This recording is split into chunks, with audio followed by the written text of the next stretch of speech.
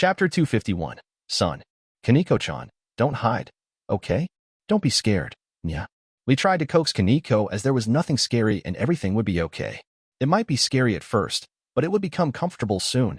However, Kaneko wouldn't listen to Lee and hid under the table after she was about to learn the knowledge I and Lee were about to teach her. Everything was smooth at first, but when she knew what they would teach her, the terror in her heart swallowed her, and she was unable to hide her panic, running away and hiding in fear. Senjutsu. As a Nekishu, a Yukai, she was naturally able to master this power, but unlike Ni and Lee, who were neutral and could handle this power well, Kaneko was different as she thought this power was nothing but a curse. If it wasn't for Senjutsu, then would Kaneko be separated from her older sister and be a devil under Rias? If it wasn't because of this power, Kaneko knew that her past wouldn't be miserable, but at the same time, she also knew how strong this power was. After all, by using this power, her older sister could K*LL her master, gain incredible power, and become an SS-class criminal. Being affected by her sister's crime, Kaneko was helpless and could do nothing as she was surrounded by many who also wished to K*LL her. Even now, that scene was like a nightmare for her, and she didn't want to become a demon that would K*LL anyone because of this cursed power. However, Kaneko also knew if she didn't master this power, she wouldn't be able to do anything. She would be weak, and she wouldn't be able to help Rias. Kaneko also didn't want to stay weak like now, and she wished to become strong, but facing this power? Kaneko, are you here? Kaneko was startled when she heard this voice and saw Riser squatting as he was looking at her. Riser-sama. As she was startled, she also didn't dare to look at him as she was afraid to disappoint him. Rias had enthused her to train under Riser, and she also wished to show her worth, telling him that she had been a good girl, working hard with the guide of Ni and Lee, yet the result was disappointing. I am sorry, Riser-sama. Her tears dropped as she was ready for his scolding, but her hands suddenly stretched into her and hugged her in his arms. Riser-sama. Kaneko was confused as she was ready for him to get angry with her. But it's okay. If you don't want to learn it, you don't need to. If this is something that is painful for you, there is no need for you to force yourselves. You don't need to feel afraid to make a mistake since I won't hate you for this. Let's search for another way for you to become stronger, okay? Kaneko hugged him tightly, clinging and crying. Riser glanced at Ni and Lee, who were behind, and made a gesture for them to leave, which they nodded. While Ni and Lee were curious about what was happening to Kaneko, they gave her time so she could properly sort her emotions. Still, due to Kaneko's outburst, Riser stayed by her side, gently caressing her hair and coaxing her until she calmed down. Looking at this petite girl, he wondered whether she realized how luxurious her situation was as she was personally coaxed by him. However, she also gave him a reason to skip his work, which he was glad for. The two spent time in the room together for quite a while, as Kaneko was sleeping after that cry. Meanwhile, Riser took out his book and read it quietly until he felt a movement in his arms. He looked down and saw she was blushing, clearly embarrassed. Riser-sama. I am sorry. It's okay. Are you okay now? Even so, Kaneko didn't want to separate from him. Still, she peeked at him, and somehow, courage was born from her heart. Riser-sama. Are you not going to ask why I was scared of Senjutsu? Her voice was trembling as she said those words. Do you want to tell me? Kaneko fell in silence for a moment, then nodded. I want to tell Riser-sama. Then, let me hear it. Kaneko then told him about her story of how she lived happily with her older sister before everything changed when her older sister K*led her master, leaving her behind and making her persecuted by everyone. Listening to her story quietly, Riser sighed and thought that the Gremory house really loved to make trouble, but at the same time, he also realized that he might still be kinder than anyone in the underworld. While the Gremory house might not hesitate to make an innocent girl face much darkness and almost K*led, when they saved her, she would be loyal to their family, working hard blindly for them as if they were her savior. Yet, even if that was the case, the Gremory house was still unable to solve the problem hidden deep in her heart and just let her be in pain until the protagonist came out, solving her problem, and then made her fall in love. Or was it the power of the plot to make this girl fall to such a perverted boy? However, since Kaneko was in his place, there was no such chance at all. Nevertheless, Riser wished to meet Kaneko's older sister. I see. That's the case. Kaneko snuggled into his arms as she told her story, clinging to him tightly. But Kaneko, I think you make a single mistake. Mistake? Kaneko looked at Riser in confusion. I am the Lucifer. I am the strongest devil in the underworld. Do you think even if you have gone on a rampage due to your senjutsu, you can hurt me? Kaneko was in a daze as Riser tapped her cute, pointy nose. Could she hurt Riser even if she used senjutsu? When she thought how powerful he was, such a possibility didn't exist at all. Even if her older sister also went on a rampage, she also didn't think her older sister could do anything to Riser. Riser was strong. Probably the strongest too. That's why there is no need for you to be afraid as long as I am here. Riser knew that his job was over. However, if you don't want to learn Senjutsu, I can teach you something else. She felt that if Rias Group lost too badly, it wouldn't be interesting. So she wished to make Kaneko into an element of surprise. No, it's okay. I will learn Senjutsu, Riser-sama. Riser was surprised by Kaneko's answer, so he asked again. Are you sure? She might appear nervous, but somehow he could feel the firm will within her. Yes. Kaneko nodded. As long as you are here, I know that I will be all right. But, if I do well, can you give me a reward? She didn't dare to look at him, blushing. While Kaneko wasn't his peerage member, Riser didn't mind giving her a reward. What do you want? Well, Kaneko opened her lips, then closed them again. Let's wait until I can do it. Okay. Riser didn't think as much as he patted Kaneko's head. Let's go. I am sure everyone is waiting and worried. Riser stood up, but he saw Kaneko hold his hand without letting it go. Yet he didn't say anything, holding her hand, and left the room together. Holding his hand firmly, Kaneko stared at his profile and smiled as she thought it was so warm to stay by his side. Chapter 252, Callous. While Riser was busy training Sona and Sona's peerage members, as well as Kaneko, who was entrusted to him, Azazel also trained Rias and her peerage members.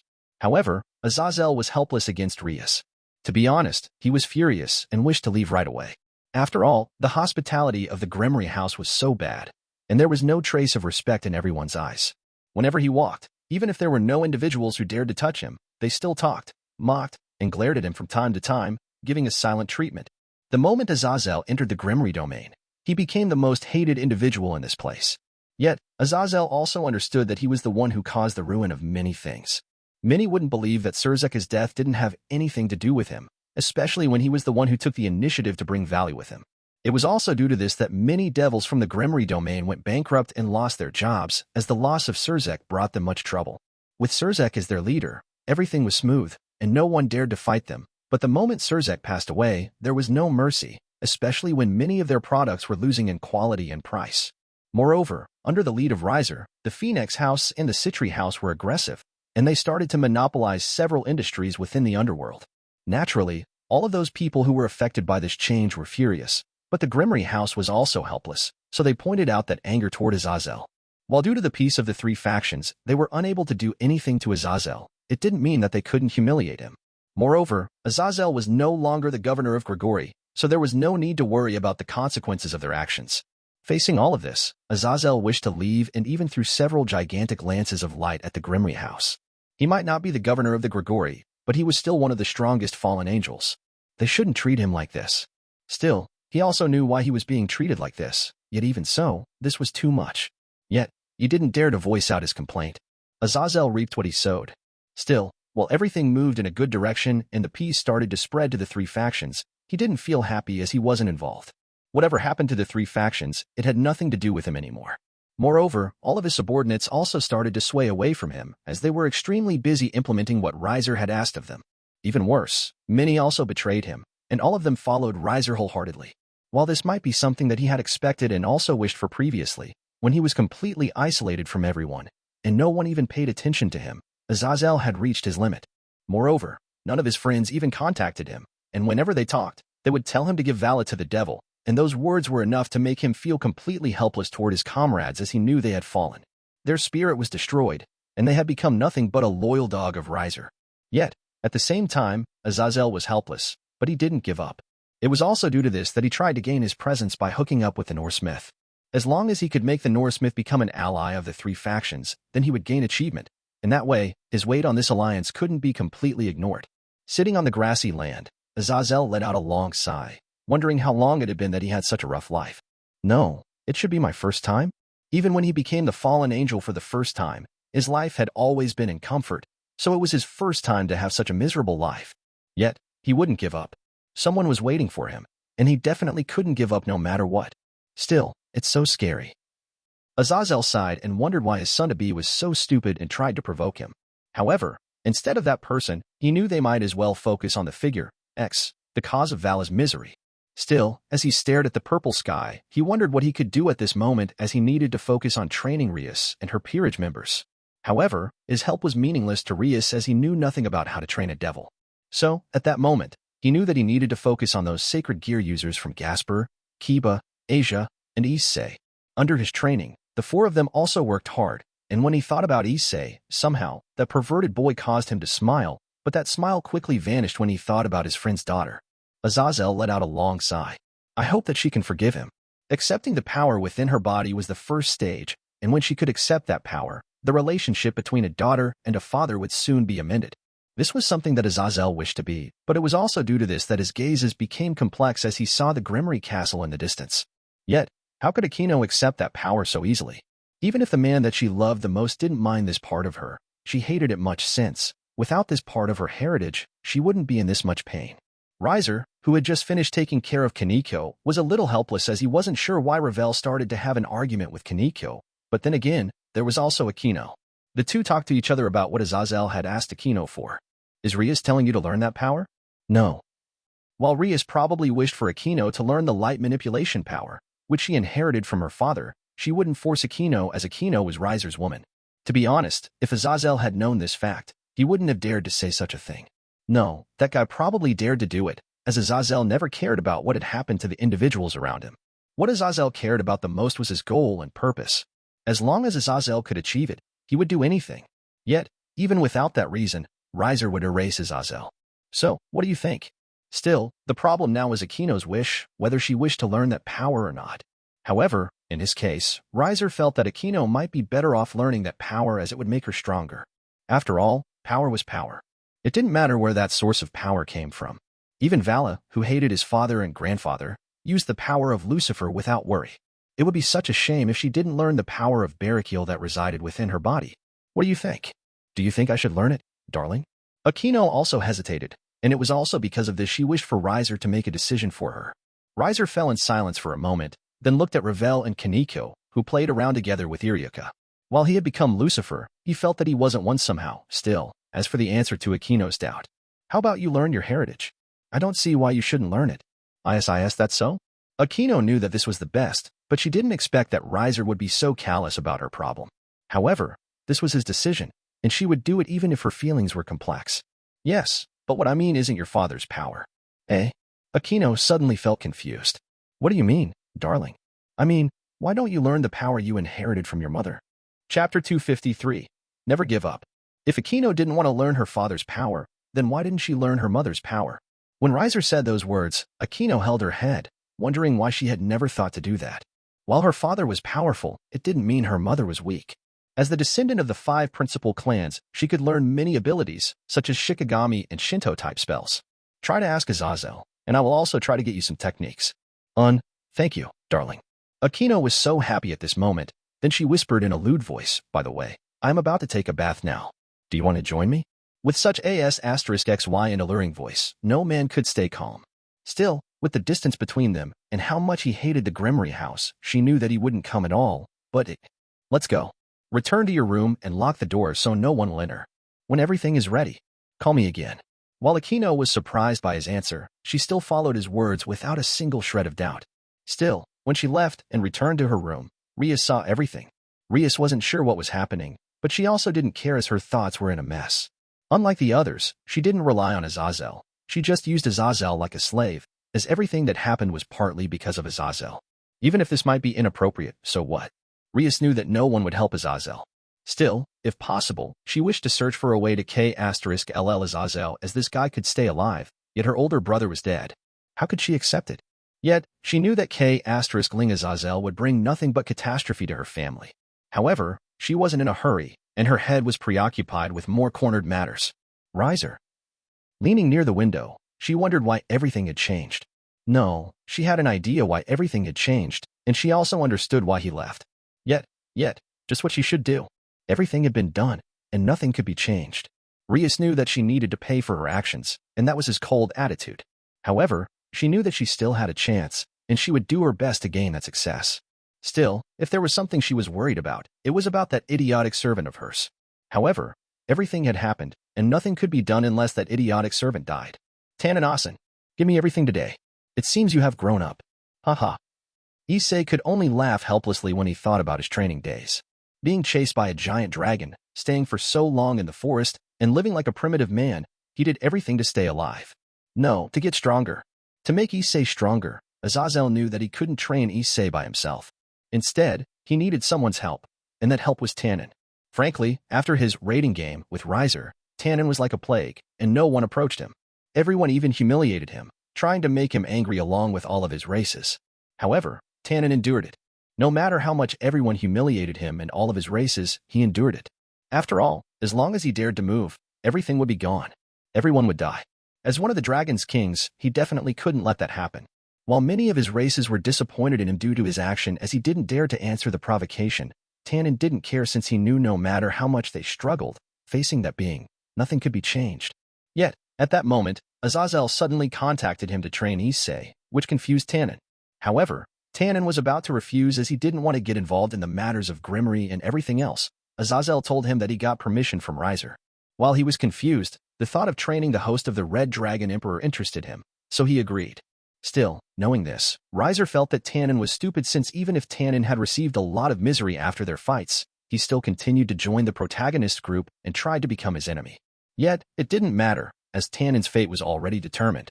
However, due to this training season, the relationship between Issei and Tannen warmed up, especially when Issei was willing to listen to Tannen's story and felt hatred toward Riser. That fake Lucifer bastard. It's okay for you to say that here in the forest, but never say that in a place where there are people or else the Gremory house can't even help you to keep your life, Hayadu Issei. Mocking Lucifer was definitely a crime worthy of death. Still, staying with Issei for many days, Tannen knew Issei's character, and he didn't feel surprised why Issei dared to mock Riser as this person was a warrior-like individual who was worthy of his respect. Issei might be a pervert, but Tannen felt that Issei's courage was something admirable. But Asen, why don't you fight again? Fight?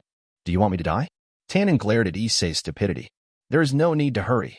As long as I wait for 1 year, everything will be okay. 1 year is a long time. Issei once again felt that Riser was unreasonable and abused his authority to torture Tannen and his race, which made him even hate Riser and feel that Riser wasn't suitable as Lucifer. Yet, Riser didn't mind as he also hated Issei. It is a short time for us, Dragon. Tannen looked at Issei, then asked, instead of worrying about me, you should worry about yourselves. I know that guy doesn't have a good impression of you. Are you sure that you are going to be all right? Issei fell in silence and felt that his body was trembling in fear, but he swallowed this fear and said, I am scared, naturally, but I won't give up. I will become stronger, defeat him, then get Bucho's B** OSS. I will become a harem king. 2x. Either Drake or Tannen fell in silence as they thought that this guy was the same as ever, but even so, they anticipated his growth as they felt Issei's power would surprise everyone. Still, as everyone worked hard to become stronger, 20 days had passed, and it was time for another gathering. As the participants in the gathering, in the first raiding game that was held at this event, Rias and Sona also needed to say a few words in front of everyone. Kaneko, who somehow had become friends with Ravel and Iriuka, also went to return to Rias as Rias was her master, even though she didn't want to. Being with Riser was great, and she wished to be with him all the time, yet she knew it was impossible unless Rias became his woman, so she wished to do so. Yet, Kaneko knew that it was hard, especially when she could see how Riser didn't seem to have an interest in Rias and even ignored her. However, this time, Rias did a good job as she didn't bring Issei with her and went to this gathering with only a few of her members. Kiba, Gasper, and Asia, who were close to Issei, didn't say anything and felt that this was the correct decision as they knew what kind of troublemaker Issei was. Nevertheless, those things had nothing to do with Riser as he saw two individuals try to sneak into his resort. He frowned and excused himself. Excuse me, there is something that I need to do. Leaving the crowd, he was about to meet those intruders. Watching him leave, Kaneko, who was being asked by her companions, noticed this and became curious. Riser-sama. Chapter 254, Dumb and Young. On the corner of the forest where Riser's resort town was located, two figures tried their best to enter this place. What the hell? The monkey-like young man, Biko, kept complaining as his heart was filled with fear, as he almost died many times. Why the heck did he put so many traps, yeah? Even the cat's young woman, Kuroka, felt furious and annoyed by the many traps that they encountered during their trip. Biko and Kuroka were yokai, and each of them had many unique abilities that could help them invade many places easily. To be honest, until now, they hadn't encountered a place that they couldn't enter with their abilities. However, this resort was different. The barriers, architecture, security, and many other things were too complex. Also, isn't this feng shui? Why the hell should a Lucifer learn feng shui? Moreover, the feng shui made their trip even more horrible as all the invaders would gain bad luck the moment they entered. Bikwa and Kuriko weren't sure how many times they almost died due to a strange accident. Whether it was a thunder suddenly struck down, slipped due to slippery ground, or almost stabbed by a sharp stone. This place was so scary. Still, if they entered through a normal way and gained permission to enter, everything would be smooth. But as a criminal, could they do that? Moreover, their purpose in entering this place wasn't good, so they needed to be quiet as they knew facing many high-level devils, angels, and even fallen angels definitely wasn't something they wished to do. Kuroka, should we give up? Bikua wasn't sure, but he had never felt at ease after they entered this city. He felt like something was watching from the dark, and the moment they let their guard down, this something would attack them quietly. Then, when that happened, the two of them would die without anyone noticing and became fertilizers for all the plants within this place. Why are you acting like a chicken, Nya? Aren't you a monkey type of Yukai? Then, you should be shameless like your ancestor. Kuroka scolded Biko for being a coward. What do you mean by that? However, Biko also started to reflect on himself. The reason why he joined Valley on the Cows Brigade was because he was bored with the life of the monkeys in China. As the descendant of Sun Wukong, his life was comfortable, and he got everything. The moment he was born, even if he just lay, slept, and ate, everything would be okay. On the mountain where his family lived, everything was provided. Whether it was free and easy, everything was provided. Whether it was fresh water or even delicious food. Even if he became an NET and spent all of his time playing, everything would be okay. Yet, Biko was unsatisfied with such a life, and he wanted to follow his grandfather's life. Before following Tang Sanzang, Sun Wukong lived like a rascal. He stole, robbed, led, and many other things. No one could stop him. No rules could bind him. He was the rule. In the end, he was caught by Buddha and trapped under a mountain. The way he lived previously had become Biko's dream. Biko wanted to be like Sun Wukong. So, if he had gotten scared here, then how could he do that? He might as well return to the mountain and live there. So, Kuroka's words woke him up. After all, was Riser as strong as a Buddha? Okay, let's do it. That's good, Nya. Kuroka nodded with a smile as she knew that she needed Biko's help to take her little sister. Still, watching the high hotel tower in the distance, she wondered how she could approach that place as she knew this place wasn't easy to trespass. But Kuroka, we need to be careful. You should know how powerful Riser Lucifer is, right? Moreover, unlike the previous Lucifer, he is extremely aggressive. He might even LL us when he sees us. What? Are you getting scared again, Nya? Do you want me to carry you back like a princess since you can't walk, Nya? Kuroka snickered. Shut the hell. I'm not scared. Biko scolded Kuroka and then complained. I mean, we need more help. Do you want to bring Vala here, Nya? Kuroka frowned as she knew if Vala knew what they were doing, he would stop them no matter what. After all, unlike them, he had faced Riser directly, and he knew the horror of Riser. However, Kuroka and Biko were different. There was no fear in their dictionary, and if they were scared, then why should they become a terrorist? Moreover, with their talents and powers, there was no need for them to feel scared. Lastly, they had confidence. This was the more important point, as they were different from Vala, whose spirit was broken. No, it shouldn't be said that Vala's spirit was broken. Instead, he became more careful, especially when his stepfather passed away, leaving his mother to become a widow and his step-siblings fatherless. Yet, this was also the reason why Kuroka wanted to take Kaneko away, as she knew how dangerous this world was. She didn't want to lose her only family, and that was why she had to bring Kaneko back. To be honest, Kuroka had tried to send a signal to Kaneko so she would come by herself, but with all the barriers, security magics, and strange architecture, those signals were blocked, so she couldn't approach Kaneko. Biko also understood Kuroka's worry, but at the same time, he wondered why Kuroka didn't kidnap Kaneko when Kaneko was in the Gremory domain or the Kuo town, as those places were easier to invade instead of this place. No, I mean, why don't we? What are you doing? A bespectacled young man with blonde hair and a strand of hair across his face dressed in a business suit suddenly appeared before them.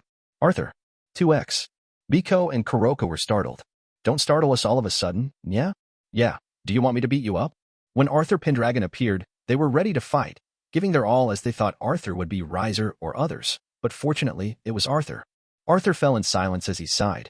Valley will be crazy when he knows that you are trying to invade the domain of the new Lucifer. Are you scared, Nya? Yeah, are you scared, Arthur? Biko and Kuroka smiled.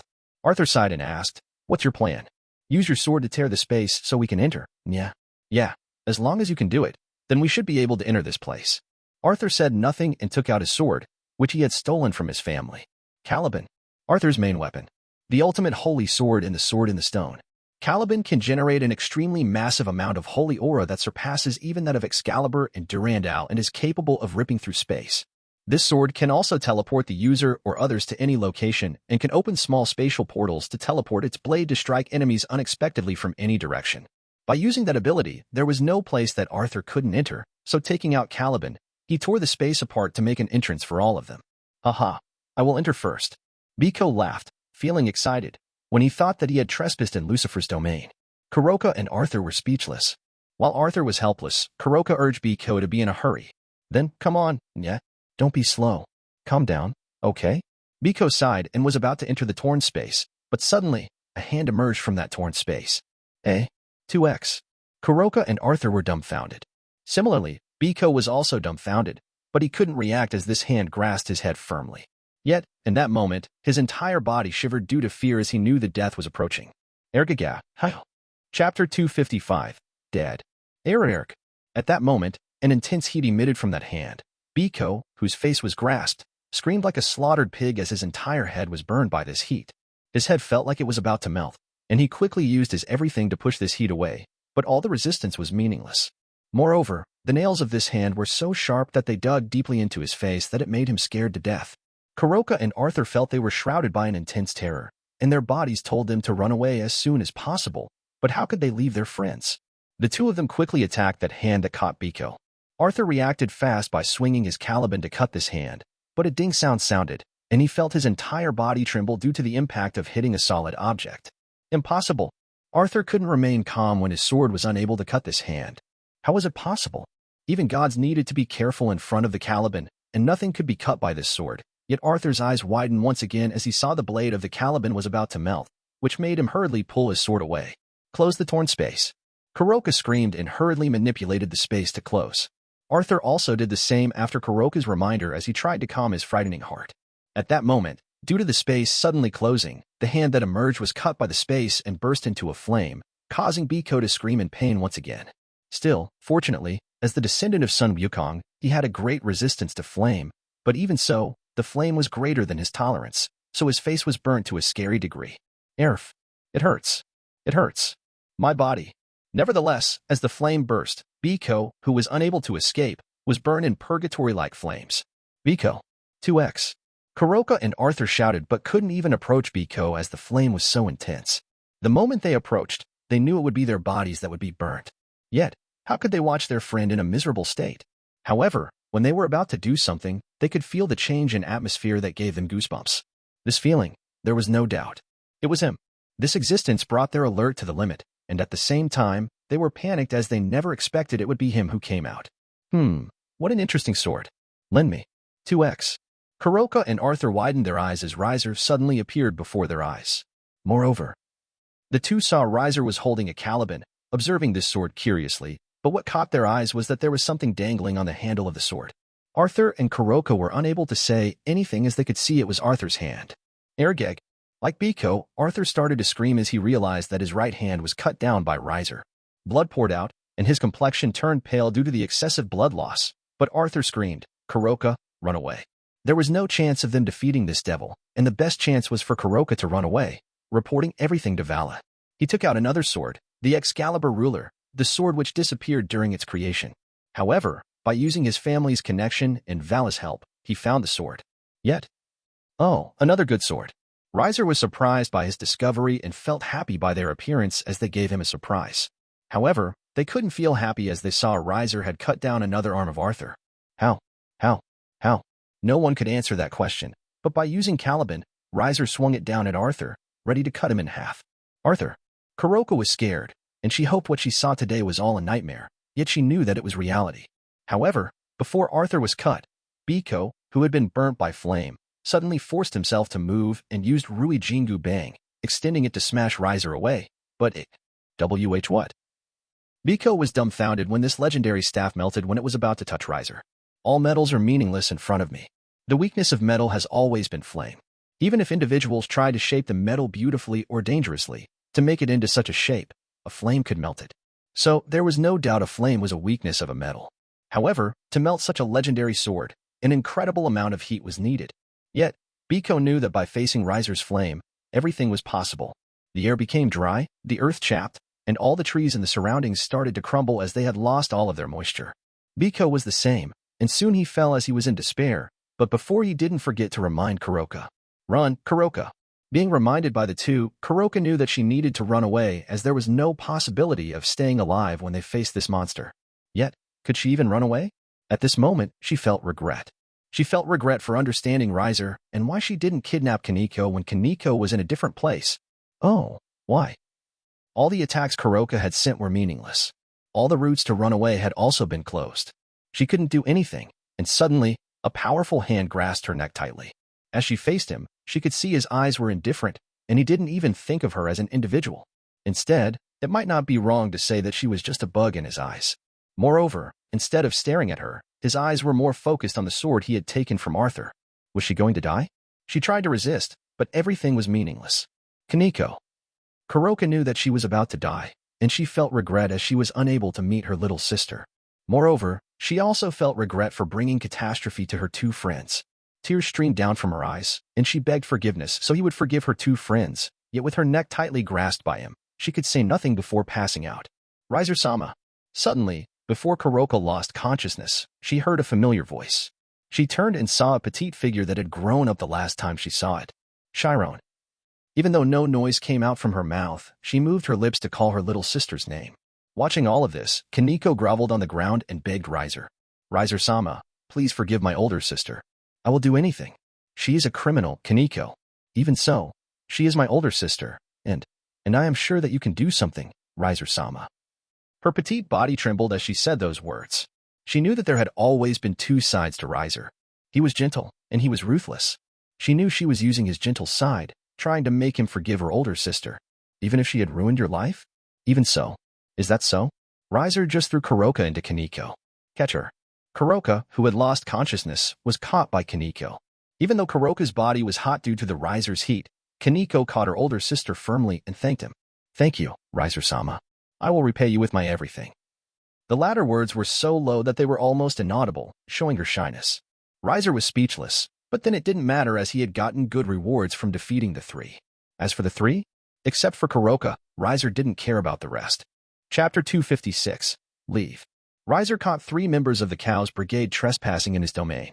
At the time, the entire underworld and many other parts of the supernatural world were surprised. It wasn't that they felt surprised that Riser had caught those members, but they were surprised that the Cows Brigade dared to invade the domain of the current Lucifer. Yet, when they heard the identity of those 3 members, they fell into silence because of their identities. Kuroka, the SS rank criminal. Biko, the descendant of Sun Wukong. Arthur Pendragon, a member of the Pendragon family, was also a descendant of the legendary British king. With how amazing the identities of the 3 were, they became amazed at Riser once again, thinking that he was really strong, and the confidence of the devils became even higher under his leadership, as everything would be okay. Nevertheless, while no one was afraid as long as Riser was around, the meeting of the 3 factions was held once again. Kuroka aside as Riser had put him into his villa, Michael and Barakiel, along with Serafal, Ajuka, and Falbium, came to discuss how to handle Biko and Arthur Pendragon. I will handle Kuroka. You can take the rest. Everyone. While they were speechless, no one said anything as Riser was the one who caught the 3, and to be honest, whatever he wanted to do with them, he was free. Still, for him to contact the angel and the fallen angel showed that he respected them as an ally, which made them happy. Can you let the 2 go? Yet, among those who were invited to this meeting, there was one bug that joined this meeting brazenly. Barakiel, what's the meaning of this? Serafal looked at Barakiel with dissatisfaction for bringing Azazel with him. This. Barakiel felt awkward, but he knew that facing Azazel, he was helpless. As the leader of the fallen angel and angel came to this meeting, the 2 brought their companion. While Barakiel came with Azazel, Michael came with Metatron. Frankly, there was one person who was more suitable to be brought by Michael to this meeting, but he hesitated. Is there something wrong, Michael? Riser felt that Michael's gaze on him was quite strange. No, I just want to ask what you want to do with the 2. Like others, Michael didn't agree with Azazel, who told everyone to let go of Arthur and Biko. No matter how amazing the identity of Arthur and Biko, the fact that they had invaded Lucifer's domain didn't change. No one knew what their purpose was, but it definitely wasn't something good. Moreover, with the damage caused by the Cows Brigade, the fact they were members of the Cows Brigade was something unforgivable. If they could forgive the 2, then they would be looked down upon by the rest, and many other myths would look down on them for getting scared of their identity. Even if Biko and Arthur were young, it wouldn't be a reason for one to forgive their crime. Just because they were young, should they be given a chance? If so, where would the victim ask for justice? So, Riser, can you give the two to me? I will let them talk. Ajuka was still smiling, but everyone felt a chill toward this smile. This was a chance that he had been waiting for, and he knew as long as he got his hands on Arthur and Biko, his chance to uncover the death of Surzek would be close. Even if he couldn't, he could also lure out Valley as he knew whether Arthur or Biko were Valley's dear comrades. Riser was about to agree, but Azazel interrupted the meeting once again. No, I think we should return them to the Pendragon family in Sun Wukong. We have lost our god. We lost his protection. We are all by ourselves. Right now, what we need to do is to gain more allies so we can fight against the Cow's Brigade. Moreover, as long as we give the two back to the Pendragon family in Sun Wukong, we might be able to gain their goodwill, making them their allies. Everyone fell in silence by Azazel's words as they knew gaining more allies was more critical at this moment, especially when the Cow's Brigade was too dangerous. Yet, you can have them, Ajuka. Thank you, Riser. Ajuka smiled, feeling elated. Riser. Azazel was angered by Riser's decision. You don't need to shout. I can hear you. Then, why didn't you listen to me? Returning the two is the best course for all of us. What we need now is a strong ally who can help us fight our predicament. We don't need more enemies. Azazel could imagine the moment Ajuka got his hands on Arthur and Biko, the chance of them staying alive was almost zero. Even if they were alive, they would be crippled by Ajuka's torture as he knew how much love Ajuka had for Surzek. Riser looked at Azazel and asked once again, Azazel, there is one question that I have always wanted to ask you. Are you really not a member of the Cow's Brigade? Azazel. Azazel felt a cold sweat as he could feel all the gazes on him, but he quickly said, I'm just thinking the best for this alliance. I don't want us to fight other supernatural myths due to this small fight. Small fight? There are many high-ranking devils, fallen angels, and angels that participated in my hotel during that gathering, so you think that it is all right for them to be hurt. But they are not hurt. But by trespassing on my domain, they should know that this is the same as a provocation to my status. Riser looked at Azazel, who was still high. Do you think it is all right for them to do this? If it were others, Azazel didn't care. But Riser? If Azazel dared so, he knew he wouldn't be able to come out alive. It's just Sun Wukong and the Pendragon House. Why are you so scared of them?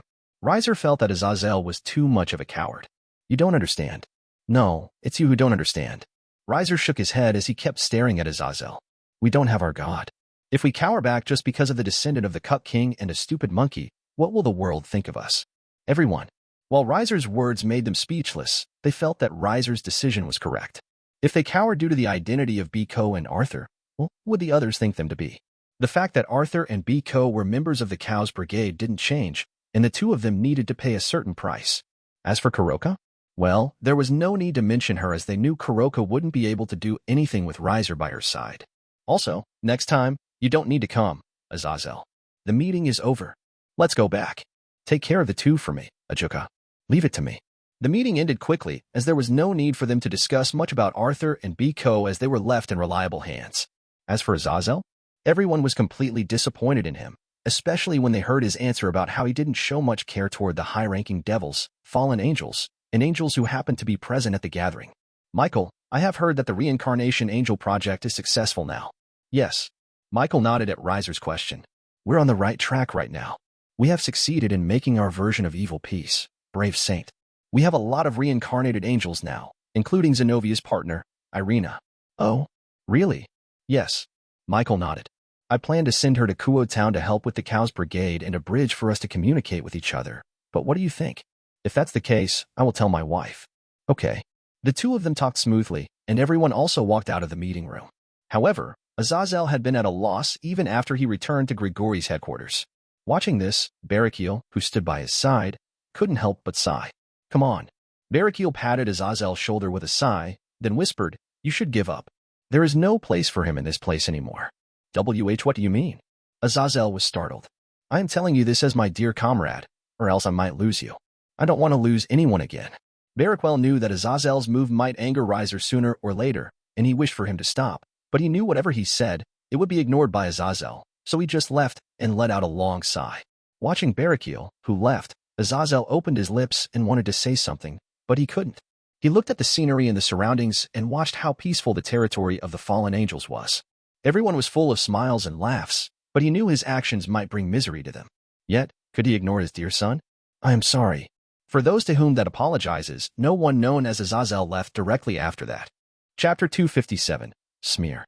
Laying on the bed as she took a potato chip, Kuroka played an FPS game absent-mindedly.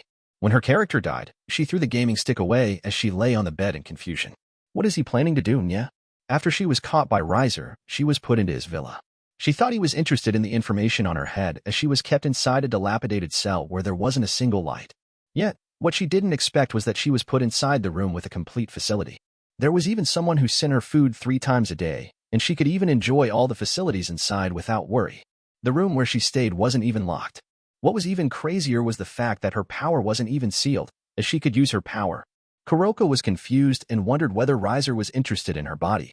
While it might seem narcissistic, she knew she was beautiful, and moreover, there were 2 cats on his peerage. Moreover, before she passed out, she knew Riser let go of her because of Kaneko. If Riser didn't have an interest in a catwoman, Kuroka wouldn't believe it. Yet, to her surprise, Riser didn't come to her. After he caught her and put her inside this room, he seemed to forget about her. To be honest, even if she wanted to run away, it was possible, but she didn't dare. Kaneko was on his hands. Miko and Arthur were the same. Moreover, if she ran away, what would happen to her? At that time, when Riser appeared, Kuroka was in despair as she knew everyone would die because of her. Sometimes, she wanted to do revenge by attacking his peerage members who stayed in the same villa, but she could tell that they weren't weak. And she also hesitated to attack them as she thought the revenge that came from Riser definitely wasn't something that she could bear. Just what do you want to do with me, Nya? Kuroka wondered what she should do, and at the same time, she felt regret for involving Biko and Arthur in her problem. Still, to be honest, even if she knew it was wrong, this type of life wasn't bad. No one would chase after her. She could stay lazily as much as she wanted to, and all of her needs were taken care of. Whenever she needed something, someone would come and prepare it for them, and she only needed to enjoy her life without thinking about anything. Yet, could she enjoy all of this without knowing the purpose of Riser? She couldn't do that, and that was why she wished to meet him, but it was King hard to meet him. Or rather, he forgot about her. While Kuroka didn't want to believe it, she could tell that Riser, the Lucifer and the strongest devil in the underworld, had forgotten about her, the SS-rank criminal devil. Kuroka sighed as she rolled on her bed from right to left before she fell on the soft carpet. Making a grunting voice, she lay for a while before she got up, walking out of her room lazily. She walked around until she left the villa, watching the scenery outside. From this point, she could run away, yet she didn't dare to step out. She looked at her beautiful, white feet for a while before letting out a long sigh, and then returning to her room. But on the way, she happened to meet Isabella, Riser's rook. What's wrong, Isabella? Nya? Unlike Isabella's previous tomboy-like appearance, Kuroka could see that Isabella had put on makeup carefully. Oh, Kuroka. Isabella smiled and didn't even care about Kuroka's identity. Riser-sama has returned. Tonight. She didn't continue and lowered her head shyly. You are going to mate, Nya? Kuroka asked bluntly. Can you know some shame? Anyway, where is your Riser-sama? I want to talk with him, Nya. It was rare for Riser to return, so Kuroka wouldn't let this chance go. He's in his office. Before Isabella finished her words, Kuroka had already left. Staying in this villa for a few days, she had familiarized herself with every corner of this place, and she even entered Riser's room, jumping into his bed as she rolled around, trying to put her sin into it. Naturally, she knew where the villa was. So, when Kuroka was right in front of the villa, she pushed the door directly. Riser-sama. Riser was stunned for a moment, and his body jerked slightly, but he quickly showed a calm expression. What are you doing here? Saying those words, he focused on his job again. When are you going to let me go, Nya? Kuroka didn't care about Riser's attitude and asked him that question. If you want to go, then go. Kuroka was speechless. This had always been his answer, but he let her do whatever he wanted so that she didn't dare to go out. Moreover, she knew if she left this place, she would become a criminal again, being chased by many, and by that time, her only destination was death. Even worse, Kaneko, Biko, and Arthur might be implicated in her actions. To be honest, Kuroka was satisfied with her life. But just what do you want to do with me, Nya? Is it Valley? Kuroka squinted her eyes at Riser. If you are so free, why don't you just play a game on the computer or something instead of bothering me here? Kuroka was speechless and confused as she even became puzzled at what he wanted to do with her. She wanted to play like a spoiled child, throwing a tantrum that she wouldn't leave, but she didn't dare as she still remembered how callous and cold he was. Even if she were a beautiful woman, he would still K*LL her without even a single remorse. At the same time, Kuroka wondered what was so special about the women around him as he didn't show an interest in her. I am better than them, Nya. Yet, Kuroka didn't dare to say those words. She pursed her lips and then asked, what about Biko and Arthur? Nya. You don't need to worry about them. Compared to you, they have a good family. Kuroka opened her lips and closed them again as she couldn't find a word to refute. Yes, Riser's words were correct. Compared to her two friends, Kuroka had nothing except for her little sister. However, that little sister was on hand with Riser. As for Biko and Arthur, the two of them had a good family, so even if they were caught, their families might do something. But her? Kuroka knew that she was abandoned and she had no place in this world. If you have no place, then just stay. Kuroka wiped away her eyes, then looked at him with a mocking expression. So you were interested in my body, yeah? Still, she didn't reject him, and was even eager to have him. Yes. Kuroka, stay in your room. I will come to your room later. Riser said calmly without even looking away from the doc asterisk mint on his table.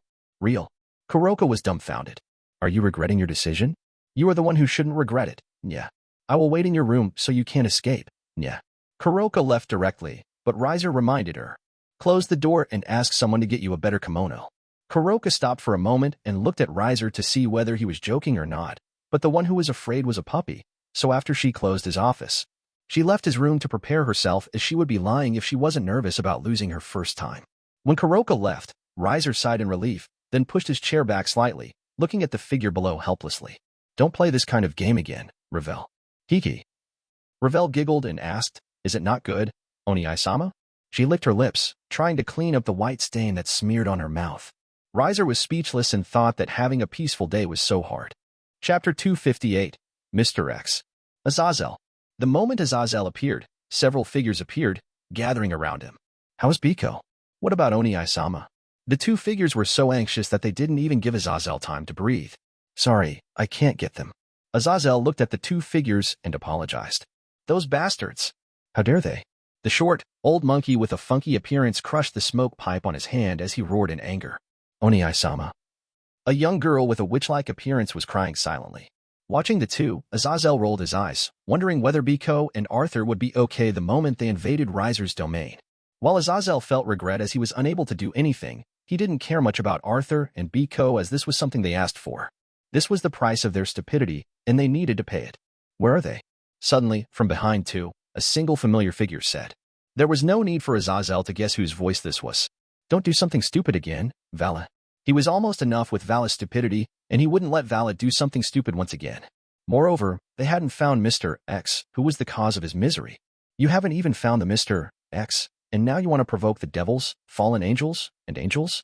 If you do something stupid again, your mother and step-siblings might die like your stepfather did. There was no mercy in Azazel's words. Valley directly flinched as he thought about the death of his mother's new husband. Their cries, sadness, and depression. He still remembered all of them, and it was enough to crush his heart. Enough. I will do it myself. Tell me where Biko is, Azazel. Even if I have to do it alone, I will save my family. Sun Wukong didn't care about their drama. What he cared about was his grandson. As for the consequences of his actions? So what? Even Buddha couldn't K*LL him. Who was he afraid of? Moreover, compared to the devils, China's myth was much longer, and in Sun Wukong's eyes, the devils were nothing but a group of children. Now, where did they keep my grandson? Tell me, Azazel. I will come and ask my family to help. LaFay Pendragon, Arthur's little sister, also said. While they might be disowned by their family, it didn't mean their family didn't care about them. Moreover, Arthur was holding the Caliban and the Excalibur ruler. There was no way for their family to let the devils hold the weapons of their ancestors. Even the members of the Slash Dog were ready to help, as there was no way they could let Kuroka, Arthur, and Biko be caught by the devils. Stop. Azazel was so angry that he was ready to K*LL all of them. If you don't listen to me, then I will K*LL all of you here. His anger was like an eruption as he faced Sun Wukong, LaFay, and everyone in this place. Azazel. Everyone was stunned, as it was their first time seeing Azazel was so angry. Calm down, okay? Our enemies are hiding in the dark, and there are many things that make me confused. To be honest, when Ajuka was so eager to take Biko and Arthur, he became confused about the identity of Mr. X. Logically, those who were interested in Biko and Arthur were Mr. X, who had done many things to Vala, even forcing him to K*LL Surzek. Yet, could Vala K*LL Surzek? No way. Azazel didn't think that Vala could K*LL Surzek with his current power, yet Vala could do it. So, how did this happen? If nothing had happened to Surzek previously, Azazel wouldn't believe it, and someone must have done something to Surzek. However, he didn't have a clue or even proof of his conjecture. Everything was foggy, and he was blind to his surroundings, unable to tell everything. Even worse, Kuroka, Arthur, and Biko had made a mess that caused everything to be ruined. Ajuka. While Azazel didn't want to think so, somehow, he felt the probability of this Devil K** Ling Surzek was high. He had considered Ajuka before, and even felt that Ajuka was his ally, but Ajuka's change in the meeting made him change his opinion toward Ajuka. As for Riser? Riser was the same. Nothing changed. How long are you going to make me wait? Sun Wukong asked Azazel after calming down. He might be reckless, but it didn't mean he was stupid. Wait a moment. Someone is going to come to help us soon. Someone. You will be surprised. Everyone believed in Azazel as they knew Azazel was the person who wished to help Valley the most, so they waited, but they were startled when they heard a voice from the distance. Azazel, you have played a dangerous game. Everyone raised their guard when they heard this voice, and soon, they saw the source of this voice. No way. Sun Wukong raised his sunglasses as he was dumbfounded when he saw this figure. The elderly man with long white hair and an eye patch came toward them, walking with ease. While some were confused, Azazel greeted this elderly man with a smile. I know, but I want to reveal this fake piece, Odin. Odin. Hearing the name of this elderly man, everyone widened their eyes. Fake piece, huh? Is that bad? As long as everyone lives well, isn't that good enough? Odin looked at Azazel with a laugh. No. Azazel shook his head. There is this hidden danger that is hiding among us, and using the Cows Brigade as a cover to hide themselves. Moreover, this fake piece will crumble sooner or later, so we need a genuine piece that can last forever. Is that so? Odin smiled, then asked, so what do you want my help with? Here. Azazel brought Valley in front of Odin and said, I feel that someone had used magic to mess up his brain. Can you help me smooth out everything and see the real mastermind of everything? Oh, is this the host of the White Dragon Emperor, the descendant of the true Lucifer, and the K** of Surzek Lucifer? Odin looked at Valley with interest. Vala felt uncomfortable by Odin's title, so he frowned at this elderly man. You don't need to show much hostility toward me. I am here to help you, you know? Or do you not want a real person who messed up your head? Since with this eye, I can see that there is a complicated magic that is used to seal the memory in your brain. As Odin removed the eye patch on his left eye, a jewel-like eye was presented in front of everyone. It was said that Odin gave his left eye to the Mimisbrunner, so it gave him the ability to understand many types of demonic powers, magic, and other spells. With this eye, with one glance, Odin could tell that there was something wrong with Vala's mind. Please help me. If you can, I owe you my life. There was no hesitation in Vala's words as he was ready to give his everything to Odin as long as Odin could help him find Mr. X, who was the cause of his misery. Ha ha ha. You are too serious. This is something that I must do since I can't let someone like you be played with a cowardly being. When Odin heard Vala's story from Azazel, he also felt anger since how could someone be so cruel to such a warrior-like existence as Vala? To be honest, Odin was tempted to acknowledge Valley as his son, giving Valley a chance for another future, as he knew as long as the three factions wished to make peace with the Norse myth. They needed to acknowledge Vala's status as his son and erase his status as a criminal. Still, Odin could talk about this problem later as he also wanted to know who was the figure who destroyed this child's future. Let me do it now. Be quiet, everyone. By then, no one was talking, and everyone watched Odin try to reveal the true culprit of everything and the figure who had made Vala's existence full of misery. Using his left eye, Odin quickly revealed that figure on Vala's mind, and soon, the figure who had caused this misery to his life was clear. Riser. Valley was furious that his demonic energy spread in every direction. However, everyone gasped as they heard Vala's words. While they had expected it, they were still surprised when they heard the new Lucifer was the one behind everything. More importantly, could they even do something? Would they dare to fight the entire three factions? Would they dare to fight against the strongest devil? Yet, while some were frightened, many had a determined expression as they were ready to fight Riser. But wait, it's not over. This is a trap. Let me see it again. However, Odin frowned as he realized something. Everyone was startled, and under Odin's fool manipulation, the thick mist that had been covering Vala's mind was opened.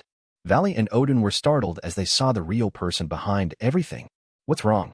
Azazel asked with worry. While Vala felt dumbfounded, Odin took a deep breath and said, You are familiar with him. Who? It's Ajuka Beelzebub. When Vala said that name, everyone fell into silence. Chapter 259. Kitty.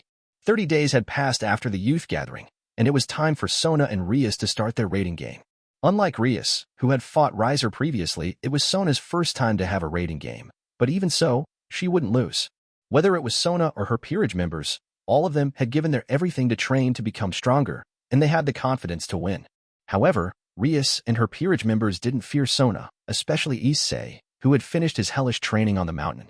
Still, unlike the previous gathering, which was held in the Phenex domain, the match of the two was held in the Gremory domain. Whether Riser or Sona, neither of them cared about this, and they let Rias have this as they knew it was also a way for the Gremory house to promote their domain after the death of Surzek. However, no matter how they tried to improve themselves, as long as no existence like Surzek was born, it was impossible for the Gremory house to reach its previous glory. Still, the match between Sona and Rias would be held in the afternoon, but Riser wasn't in the mood to get up, especially when he knew what kind of trouble he would soon encounter. He let out a long sigh, wondering why many troubles came into him. He wanted to get used to it, but somehow he couldn't. At that moment, he was like a 996 employee who just wanted to spend more days on his holiday, but he knew he couldn't since tomorrow was Monday. However, there was still a time before the raiding game, so he just lay on the bed with Kuroka, who was sleeping soundly on his chest like a pampered kitten. He kissed her hair as he stared at her beautiful face, causing her to curl and stick even closer to him. In the end, Kuroka fell just like that. There was no drama or whatever. The moment he put his hands on her, Kuroka just accepted him and was even eager to have his children. As for Arthur and Biko, Riser didn't care. The only thing he knew about them was that they should be in Ajuka's hands. What about Sona? With her match about to start in the afternoon, if she spent her night with her husband, Sona was afraid that her stamina would be drained. Moreover, it would have been several times better if they had spent time together when she won this raiding game. Now that you mention it. After Riser defeated Kuroka, Arthur, and Biko beside the Excalibur ruler, Caliban, Rui Jingu Bang, and Jindo Yun, Flying Cloud, which he retrieved from Arthur and Biko, he got 3 rewards from defeating them. Congratulations, you have received Moku Moku no Mi Complete Version, Haste, and Duelist. When he saw his rewards, those powers didn't give him a significant increase in his power, but as he got his rewards, he should be happy, right? The devil fruit aside, he looked at Haste and Duelist. The power of Haste was simple since it only gave him the ability to increase his speed. Yet, there was a limit to it, as it might be impossible for him to increase his speed at the speed of light. However, it didn't mean this ability was as bad as he could imagine using this ability to increase the speed of his reaction, perception, and thought. As long as he had creativity, he knew that many things should be possible. As for his next reward, Duelist, it allowed him to force the opponent of his choice into one-on-one combat and relocate him and his opponent into an enclosed space of deathmatch. To be honest, this ability was strange, and he also wasn't sure whether he would use this ability. If there was something beneficial about this ability, he could pull his opponent into a different space, so there was no need to worry about using all of his strength as his power might destroy the surrounding environment. Still, if he used this ability, he might only use it on those who were strong. As for those who were weak, the moment he used Villain, they would give up already. Nevertheless, he got a new devil fruit once again, and he ate it without hesitation before he gained a new ability. Smoke Man, huh? Moku Moku no Mi, or Smoke Fruit. The moment he ate this devil fruit, he became a smoker. Was it a good ability? If he had to say, it was quite good, as it worked well with his innate ability, which was fire manipulation. Moreover, as there was no limitation on this devil fruit, he could develop it on his will. Yet, he knew it would take time, and compared to his other devil fruits, he might not use this ability that much. To be honest, he wondered whether he could gain an ability that would enable him to share his abilities with his allies. Making weapons for them was good and all, but it was troublesome. However, if he had an ability that made him able to share his abilities, he could just lend those abilities to his allies as he gained experience from them. It was a win-win solution to develop his abilities as his time was limited, considering how many dangers had come in his direction. What did you eat? Nya. Kuroka felt a movement from Riser and saw him munching something. I am hungry from playing with you. Moreover, if he had such an ability, he could make his women stronger. You reap what you sow, Nya. Kuroka then glanced at his hardened rod and sighed, thinking that this guy was really lively and strong. This is what Kuroka loved the most, though. Having a strong man would mean having strong children. Kuroka was already obsessed with Riser at the time and wished to have his first child, especially when she learned his wife wasn't pregnant. To be honest, she felt having to live with him wasn't bad as there was no need to worry about anything. The danger, worry, hunger, and many other things, there was no need to worry about all of that as long as she had him. Still, even if she wanted to have children, her body was sore. Let's continue to sleep. Yeah, we can do it later. No, I need to get up. My wife's raiding game is going to start in the afternoon. Oh, right?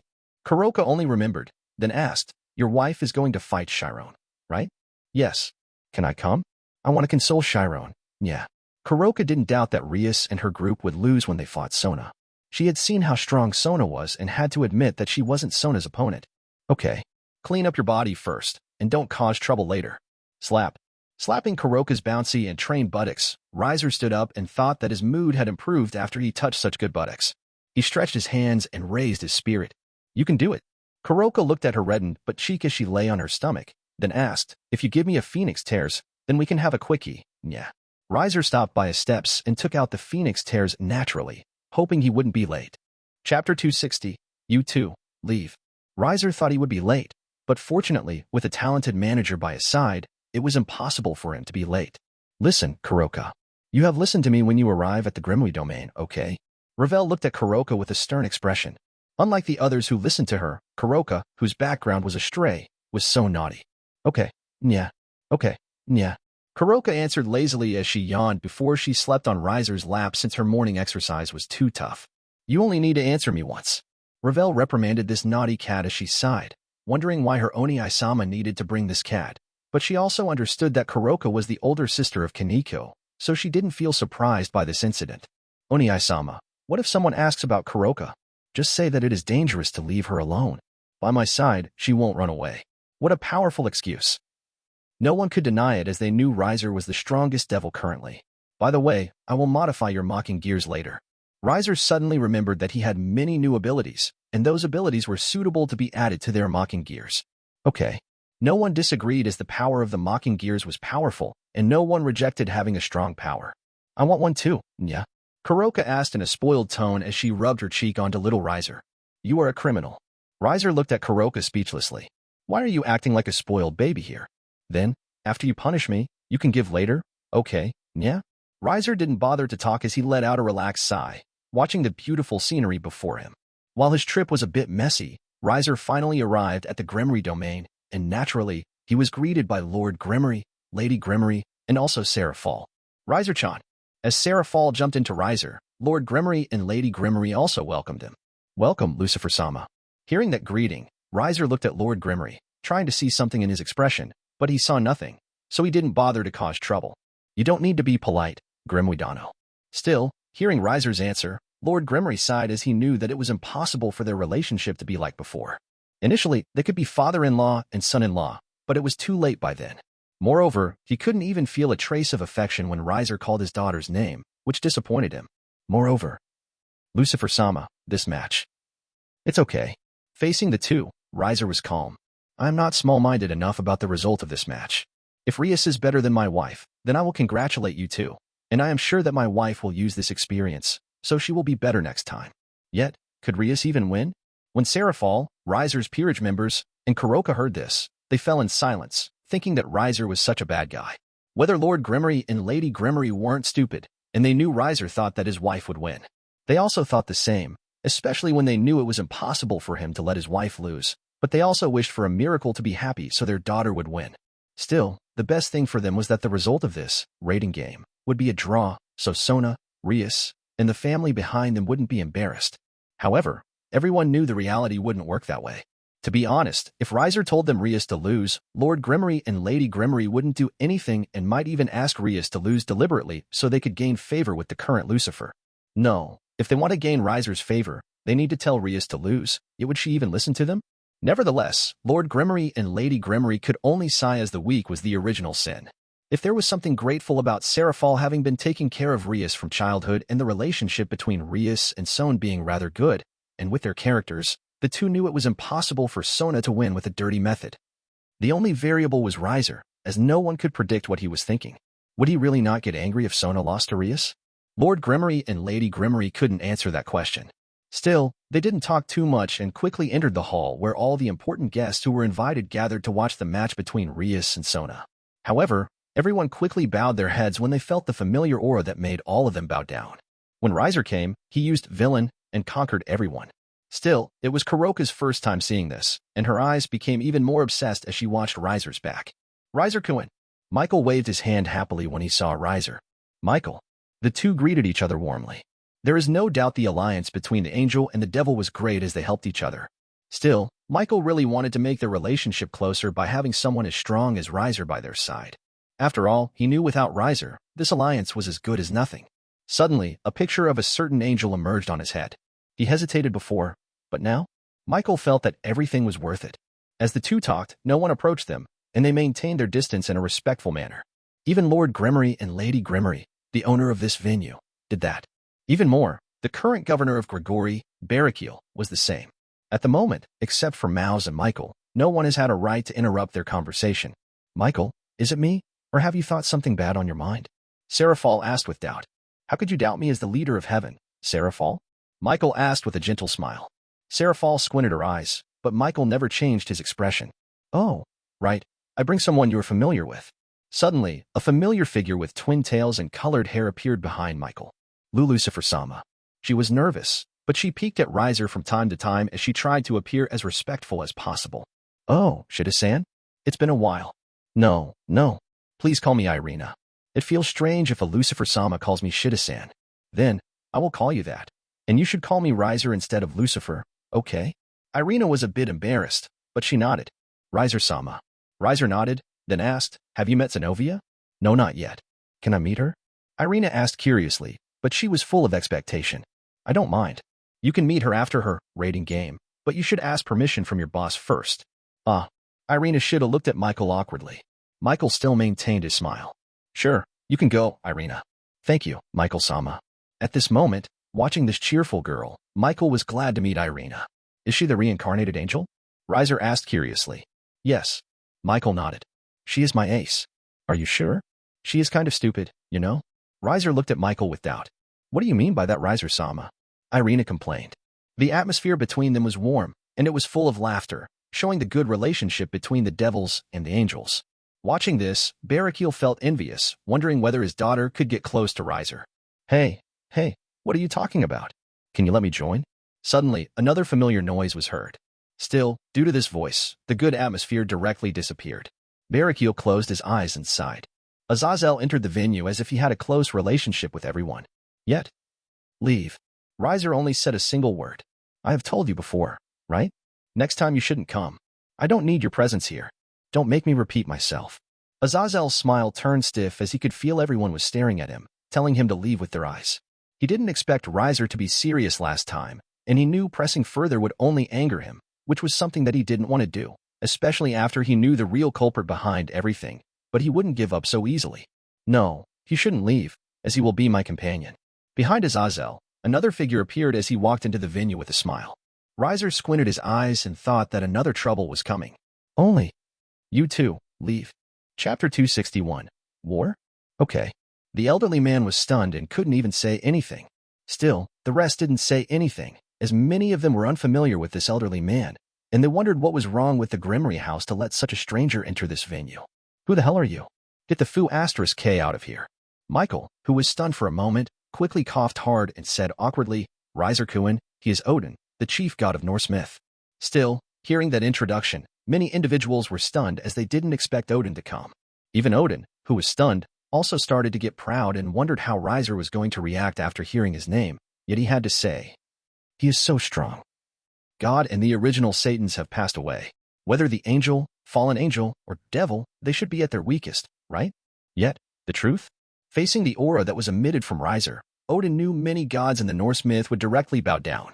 However, Odin didn't fear Riser, especially when he knew how bad the situation of the angel, the fallen angel, and the devil were. Is that so? Riser nodded, then looked at Odin and said, if you can't respect me, then you should leave.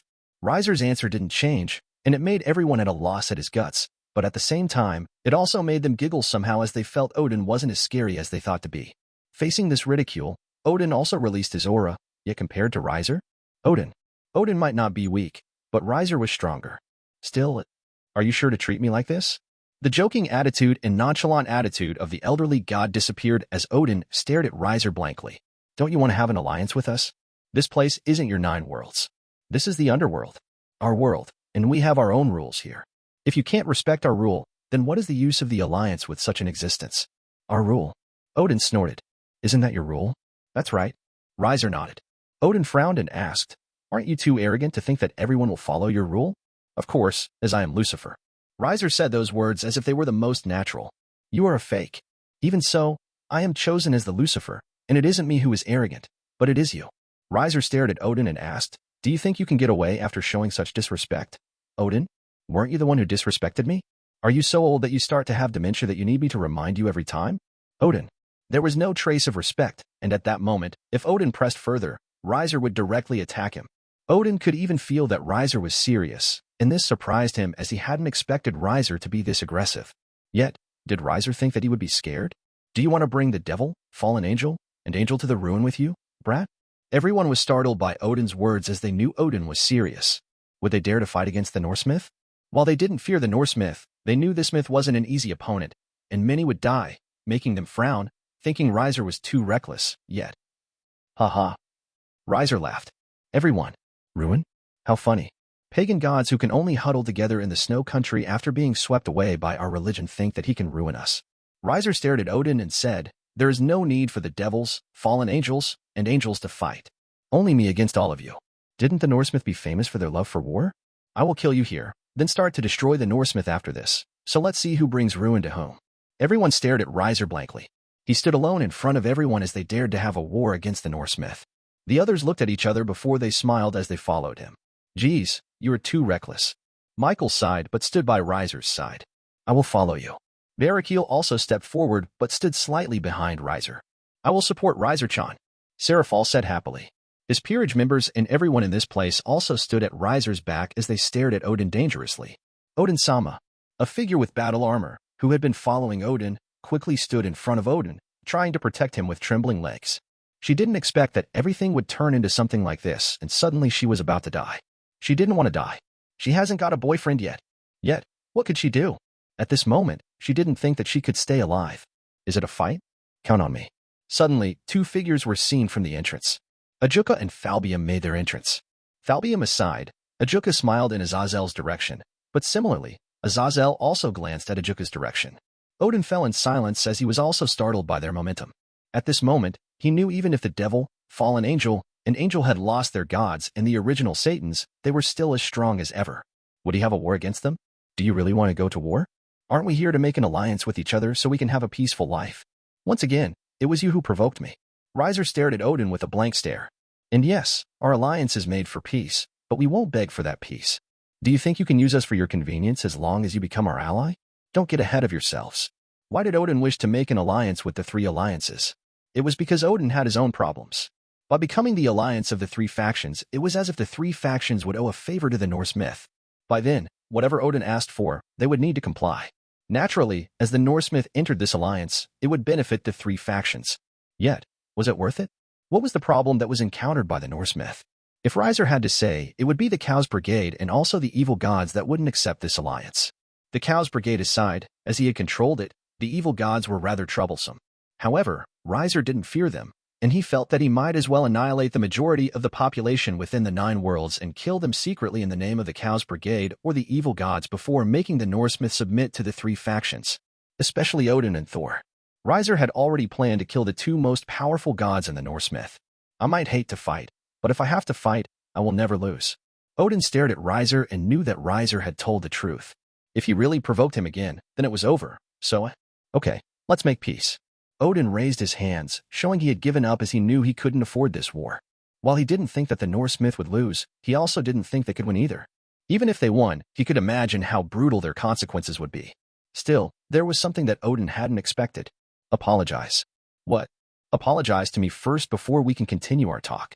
Odin was speechless, wondering whether Riser was serious, but he could tell that Riser was serious. He wanted to complain that Riser was too small-minded, but he could only sigh and apologize. I apologize for saying a rude remark beforehand. Good.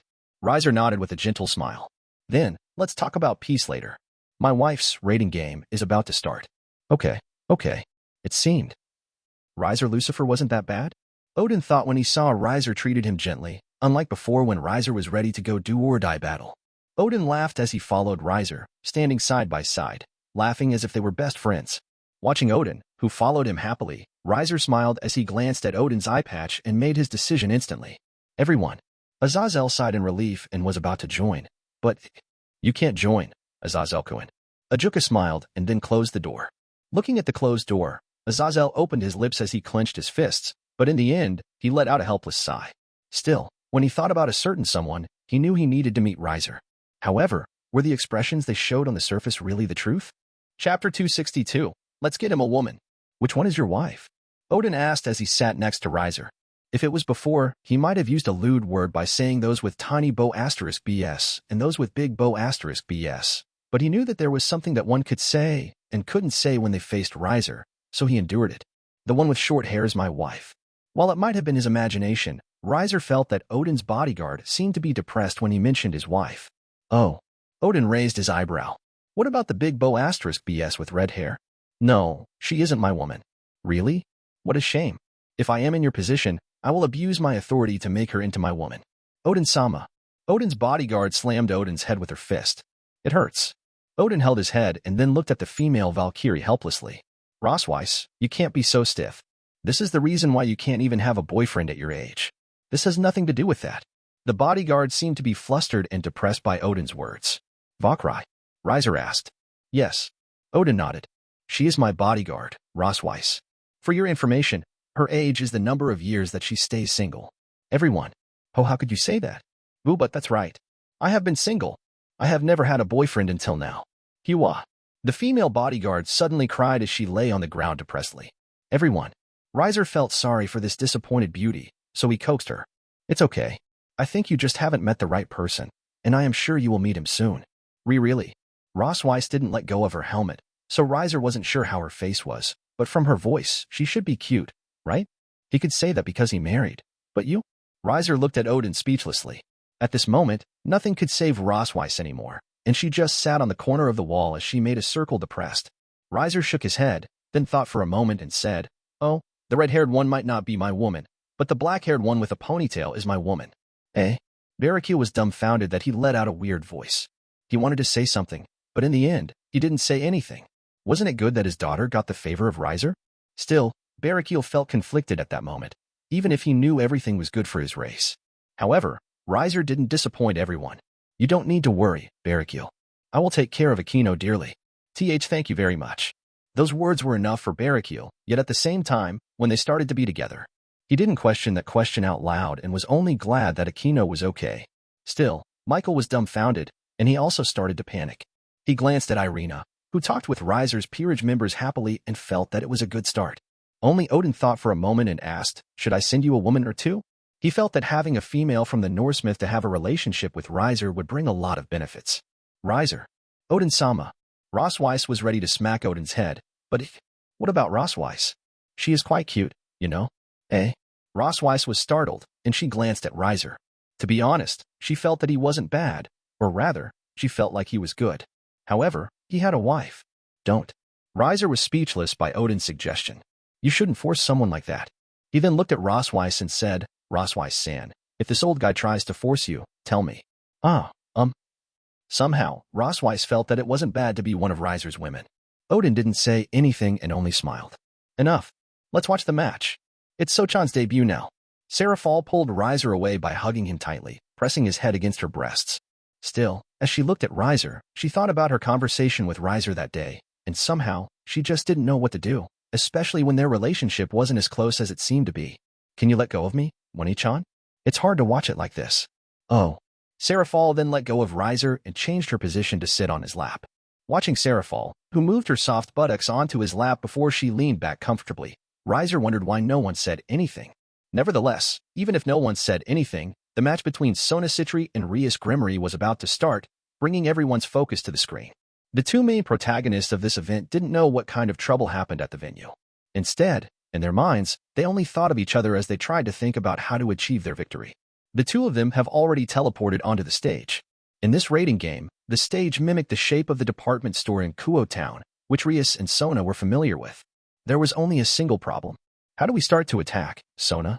Rias murmured with a heavy expression. When the two groups were teleported onto the stage, they were separated by a distance, and each of them stayed within their headquarters. Before the raiding game started, they were given time to think about their strategy. Still, the rules of this raiding game were simple as they only needed to take down the opponent's king to win.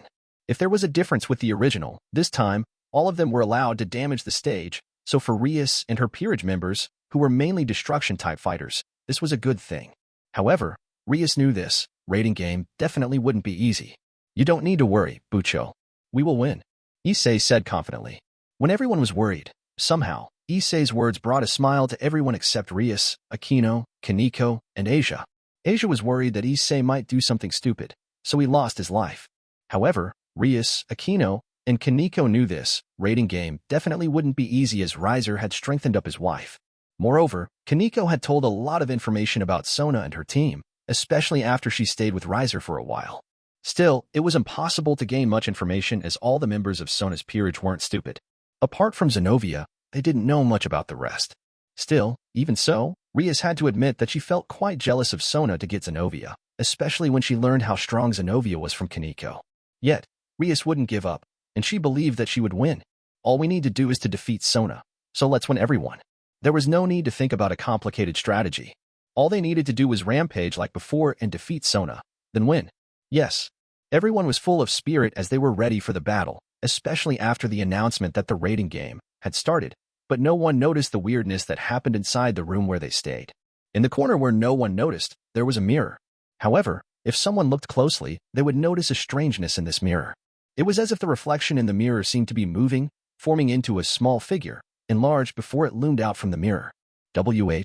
Everything happened so fast, they only saw a silver flash before all of them widened their eyes as they saw Kiba struck down and disappear into a flash of light. The Knight of Rias Gremory has retired. Kabaya. Everything happened so fast. Chapter 263, Debut 1. Rias and everyone were startled as they saw Kiba as their most reliable comrade to be defeated so early. Then soon, many mirrors seemed to surround them, but how dare you? Rias released her power of destruction, destroying all of the mirrors that appeared, but the voice that she had been waiting for could be heard. Did you defeat that person, Bucho? While Issei was sad and frustrated as Kiba was easily defeated, he was also happy when he thought Rias had defeated the person who defeated Kiba. No. As she stood in the middle of the ruined room, Rias realized how difficult this match would be. However, the sudden defeat of Rias Knight surprised everyone who watched the raiding game between Rias and Sona. What's happening? Why did Rias Knight suddenly retire? Mirror? If I'm not wrong, something came out from the mirror before. At this moment, no one could maintain their calm, and subconsciously, they all looked in the direction of Riser and Seraphal. Still, Seraphal was proud. Humph. So-chan's peerage members are all strong. Seraphal, can you clarify our doubt? Even Ajuka was surprised. Seraphal hesitated as she stared at Riser. It's okay.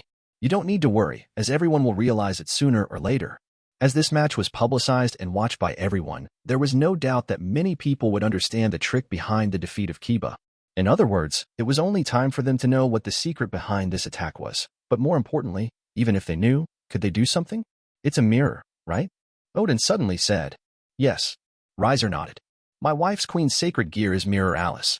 With that sacred gear, she can manipulate the mirror and even enter the world of mirror. Then, yes, she came out from the mirror and attacked Rias Knight swiftly before returning to the world of mirrors. Everyone fell into silence. Mirror Alice might not be a Longinus type of sacred gear, which was the strongest type, yet the convenience that was brought by this sacred gear was so ridiculous. The world of mirrors. Then, as long as there was a mirror, wasn't Sona's queen invincible? Still, many also thought that this world of mirrors was a good place for them to run away in case they encountered a danger. In other words, this place could work like a shelter. Riser also thought about promoting this ability to everyone and used it as a business, giving them access to the world of mirrors, so in case they encountered a danger, they could enter this world, escaping from that danger. With that idea, Riser felt that Tsubaki Shinra could become the wealthiest landlord in the world. Humph. It's all because of Riser-chan. If Riser-chan didn't teach Tsubaki-chan, then her sacred gear wouldn't be so strong. Don't say some nonsense, Wani-chan. But that's the truth. Hearing Seraphal's story, they thought about the school that was opened by Sona. If their younger generations could be taught by Riser, then they didn't mind letting them enter the school opened by Sona. Even if this raiding game school was made for the low-class devils and reincarnated devils, the existence that was at the bottom of the hierarchy didn't matter as long as they could get close to Riser.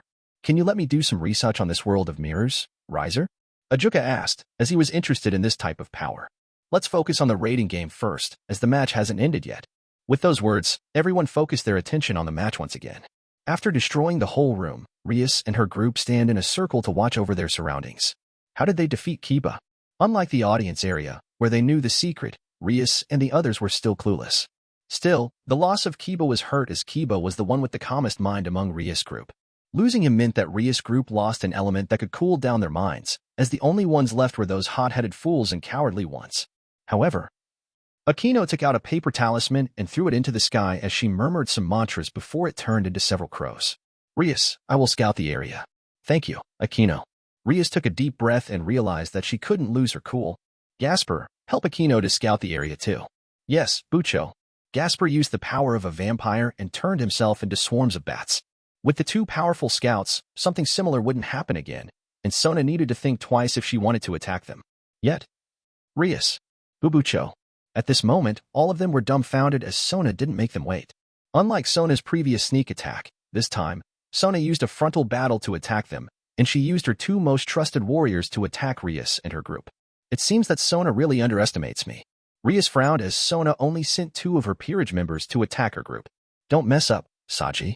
I should be the one who said that, you fool. Saji felt like being insulted when Zenovia tried to remind him not to mess up. Saji, focus. Saji took a deep breath, trying to control his emotions as he knew talking to this fool was a waste of time. Nevertheless, he wondered how this fool could get the heart of Riser, which still puzzled him. Still, Saji knew that he needed to face this battle. Only you two? Rias asked. Yes. Zenovia nodded. Gremory-senpai, you should give up. If it was before, Saji might not be so unrestrained, but to be honest, he really couldn't think of the possibility of them losing. We won't admit defeat. Without a surprise, the one who answered was Issei. I am not talking to you, pervert. Saji looked at Issei with disdain. He knew that Issei was an idiot, so it was a waste of time to talk to him, but it didn't mean he was looking down on Issei as he knew this idiot was the holder of boosted gear. Even if Issei was an idiot, as long as he held the boosted gear, his existence couldn't be ignored. Pervert. Issei couldn't deny it as he was really a pervert. As he said before, we won't admit defeat. No, we will defeat you. Is that so? Zenovia felt that talking more was a waste of time, so she just raised her Durandal, and a pillar of golden light pierced through the sky. When this pillar appeared, everyone was stunned as it happened so suddenly. You idiot! Saji screamed before he ran away. However, Zenovia didn't care and shouted, Durandal. As those words fell, the enormous pillar of golden light also fell, swinging in the direction of Rias and her group.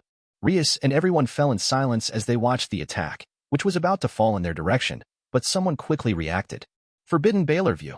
Gasper's eyes shone in a strange light before Zenovia's movement suddenly stopped. It was his sacred gear, Forbidden Baylor View, which could be considered one of the most powerful as it gave him the ability to control time. Using this ability, Gasper stopped the time around Zenovia and Durandal, so this attack would stop, but as expected. Bucho, run. Gasper roared for the last time, giving time for Rias and the others to escape, but Boom. The Bishop of Rias Gremory has retired. Gaspir. How dare you? Rias was furious, but Sona never gave mercy. This isn't a time for you to lose your emotion, Rias. At that moment, at the bottom of Rias and everyone, a mirror appeared, and all of them disappeared. Except. Haidu, let's have a one-on-one battle. Saji was going to complete the mission given by Riser. Chapter 264, Debut 2. When the mirrors appeared at the bottom of Rias and her group, everyone was teleported to different locations, and each of them met different opponents. Akino met Zenovia and Tsubasa Yura. Kaneko met Tomo Meguri and Ruruko Nimura. Issei met Saji. Rias met Sona. The only unfortunate one was Asia, as she met Momo Hanakai and Rei Kasaka. Awawawa. Asia panicked when she was surrounded by the two bishops of Sona Citri. If you retire by yourselves, we won't do anything. Yeah, you have no chance against us. Momo and Rhea didn't think that Asia could be their opponent, especially when Asia's role was nothing but support. Asia's sacred gear Twilight Healing might be powerful, but it didn't have the ability to defend as it was a support type of sacred gear. Hearing those words, even if Asia was scared, she gritted her teeth. No, I won't give up. Bucho-san, Issei-san, and everyone is trained and worked hard for this debut rating game. I can't become a burden for everyone. I will fight. While Momo was moved by Asia's determination, Rhea only smiled, then attacked Asia by using her mocking gear. Fair play. One of the small floating satellites around Rhea suddenly shone bright and shot a beam. Asia couldn't react as she saw the beam piercing through her belly. Ah. Asia was stunned as she disappeared into a glimmering light and teleported outside to enter the infirmary. The Bishop of Rias Gremory has retired. Momo was speechless as she stared at her friend. You sadist. Didn't she say that she was going to fight? Then, she needs to prepare for the consequences. If Momo was moved by Asia's determination, Rhea felt that Asia was stupid as Asia couldn't realize the situation before her. Let's go. Let's clean up the rest so we can finish this battle as soon as possible, showing everyone a match worthy of Sona-sama's status. Yes. Momo also agreed. As the wife of Lucifer, Sona naturally wished to show that she was also the best, and that was why this match was about to become a one-sided slaughter to show how powerful Sona was. With that in mind, the two went to help the rest, ganging up Ria's peerage members so their victory could be announced. On the rooftop of the department store, Ria suddenly appeared. While she was startled and alert, she quickly calmed down when she saw the person in front of her. She took a deep breath and felt humiliated as Sona easily took out her group. Even worse, when Rias thought that Sona would attack her with various complicated strategies, Sona faced her directly, one by one, in a duel between the two of them. Rias took a deep breath as she faced Sona. "You're strong, Sona, but you should remember that you become strong because of them." Yes, if it wasn't because of Riser, then would Sona be strong? Would Sona be able to do all of this? Rias didn't think so, as she thought all the results on this rating game were due to Riser. Sona raised her brow, but she replied to Rias calmly. "I can't deny my husband helped me a lot with the training, but you should look in the mirror when you say those words, Rias." "What are you trying to imply, Sona?" Rias frowned coldly as she asked that question. "Like me, who was trained by my husband, you and your peerage members were trained by the former leader of Gregory, Azazel. Moreover, all of your peerage members have a unique identity and special powers. Like your queen, Akino Himejima, who is the daughter of the current leader of Gregory, Barakiel, Kaneko Tuju, who is a rare Yukai race Nekashu and the little sister of Kuroka, one of the most powerful Yukai in the world. Moreover, I let them train under my husband. Besides those two, you even have Asia Argento, who has Twilight Healing, Yudo Kiba, who has Sword Birth Sacred Gear and an ability to manipulate a light and dark sword. And there is also Gasper Vladi, a damper. And also the holder of Forbidden Baylor View, which enables him to stop the time. Lastly, you even have the host of the Red Dragon Emperor." Sona looked at Rias helplessly and asked, "Yes, I admit that my husband might have helped me a lot, but with all of that, which one of us has a better privilege?" Rias opened her mouth and then closed it again as she was unable to say a single word. Compared to her, the quality of Sona's peerage members was much worse. The only special ones were Saji and Tsubaki, who owned the sacred gears, but even so, their sacred gears weren't special. Their sacred gears were even weaker than those owned by Kiba, Asia, Gasper, and even Issei. Yet, Saji and Tsubaki grew. Using their limited power, they become strong. Yet, what about Rias and her peerage members? On that 1 month of training, they did nothing except physical training. While this definitely wasn't useless, it couldn't be said that they were useful, at least in a short time. However, such training was meaningless as they still used old-fashioned training that only worked on manga or anime. This was reality. The training needed to be modernized and systematic so they could grow stronger efficiently within a limited time. Like me, who got the help of my husband, many also helped you. If you think this is unfair, then you might as well admit to losing since, with that mindset, you won't be able to win from now on. Sona shook her head, thinking that Rias was still the same, never changed, as Rias thought that the world revolved around her.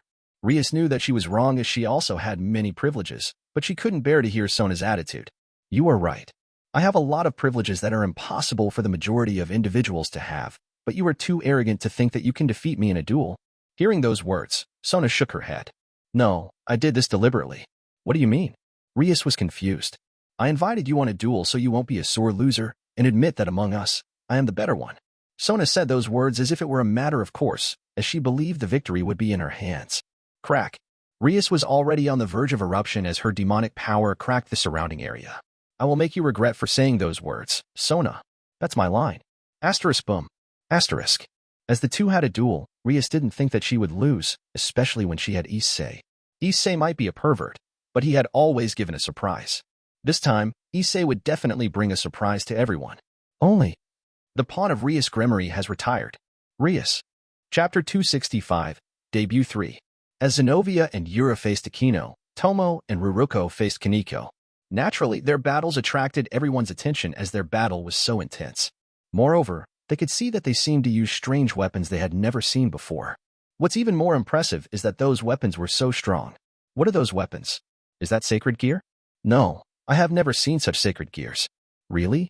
Then, what is it? Who knows? Still, even if they didn't know what kind of weapons those girls were using, they knew the source of those weapons. Riser-kun, can I ask what is that?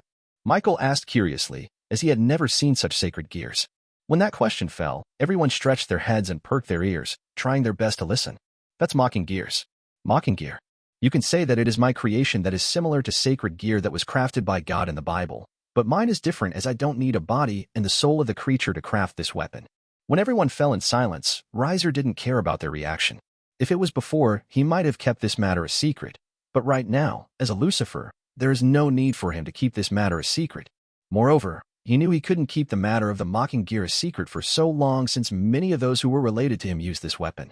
Still, there was something that he needed to explain as he felt lazy for being surrounded after this match ended. Naturally, similar to the sacred gears, Only those who are designed by me can use this mocking gear. Riser then looked at Michael and said, "By the way, Michael, do you have a blueprint for the sacred gears?" Michael blinked his eyes, then shook his head. "No, we don't have it. Even the system that is used to control the sacred gears bestowed by the humans also disappears along with the death of the god. Still, even if we have it, I don't think we can craft it as the sacred gears are a special creation crafted by our father. If that's the case, it should be impossible for you to craft my mocking gears too." Michael didn't argue as he knew that was the truth. It was like when one gave a blueprint for a rocket, yet even if one got the blueprint, whether they could create a rocket or not was still unquestionable. Sacred gears should be something similar. Many also started to sigh, but at the same time, their eyes became bright as they stared at Riser. Not only was he powerful, rich, and stood above everyone, but his mind was also excellent. All of them thought that if Riser wished to, it would be possible for him to create the evil pieces created by Ajuka, so even if Ajuka didn't exist, everything would be okay. Knowing this, Ajuka didn't show much of a change in his expression and continued to smile like before. Still, during this conversation, Riser suddenly realized something. A system used to control the sacred gear by God? When he thought of this, he suddenly couldn't maintain his calm. "Calm down." Riser forcefully calmed himself, then stared at the screen where the fight between Saji and Issei was about to start, but he didn't want Issei to show his main protagonist moment, so he needed to destroy him. "Ruruko, go and fight Issei." "Saji." Issei looked at Saji, and even if he was blind, he could tell that Saji had grown stronger in the month. However, "I should be the one who said that. I am going to win this, Saji." Issei bore many expectations on his shoulders. Whether it was Drake, Tannen, or everyone else, he wished to show them that he was the best. "Moreover, I want Bucho to pamper me with her bow asterisk BS." Issei wasn't sure how long it had been since the last time he saw Rias bear bow asterisk BS. The last time he saw it was probably before the match against Riser, and after that, their chances of staying together were limited or became almost none. Except when they stayed in the occult research club room, they hardly appeared together. However, Issei had never given up. "For Bucho's bow asterisk BS, I will win." Saji fell into silence and suddenly wondered whether he should use all of his strength to fight this pervert. His training the past month was hard, and he couldn't remember how many times he almost gave up and was wounded, but even so, he gritted his teeth. Yet, when Saji thought the opponent he had to face was this idiot, he just really couldn't feel the necessity to get serious, but, "Saji-senpai, let me handle this." Ruruko. Ruruko, another pawn of Sona, stood by Saji's side as she faced Issei. "I will defeat you, you pervert." "Who is a pervert?" Issei denied it vehemently. "Then, stop staring at my legs." Issei took a deep breath, then looked at Saji. "Saji, you fight me." He didn't want to fight a girl, so he thought to challenge Saji as this should be how the original be. Saji wanted to say something, but he heard Ruruko's whisper. "Riser-sama ordered me." Saji gave up and then looked at Issei. "If you can defeat Ruruko, then let's fight. You are looking down on me too much." While his relationship with Saji was quite good, as Saji had helped him when Kiba was troubled by the problem of Excalibur, Issei knew that Saji was a follower of Riser. Even though there was nothing that Saji could do, he wanted to show everyone that he was the best. So when someone was looking down on him like this, Issei couldn't bear it. "Then, I will defeat her first." Issei might not wish to hurt a woman, but even so, he had a technique that made him able to take down any female opponents instantly. Ruruko also didn't fear Issei and charged toward Issei. The two of them fought each other, and Ruruko used her speed to dodge all of Issei's touches. Yet, at that moment, Issei saw a chance. "I got you." When Ruruko was about to dodge, Issei was able to touch Ruruko's shoulder. At that moment, many people stood up as they fixed the position they sat in as they waited for Issei's secret technique. This technique had become the legendary technique that was anticipated by everyone. While Ruruko's body might not be bombastic and S**XY, she was quite slender, and she was quite cute. Riser glanced at those who fixed their positions, but he didn't say anything. However, he remembered all of their faces. "It's over." Saji shook his head. "It's over." Issei was full of excitement, anticipating the next exciting scene. Snapping his fingers, Issei shouted, "Dress break." At that moment, the sound of ripping clothes was heard, and everyone widened their eyes as soon as possible, but my eyes. Wait, isn't that so small? Haha. Suddenly, everyone burst into laughter.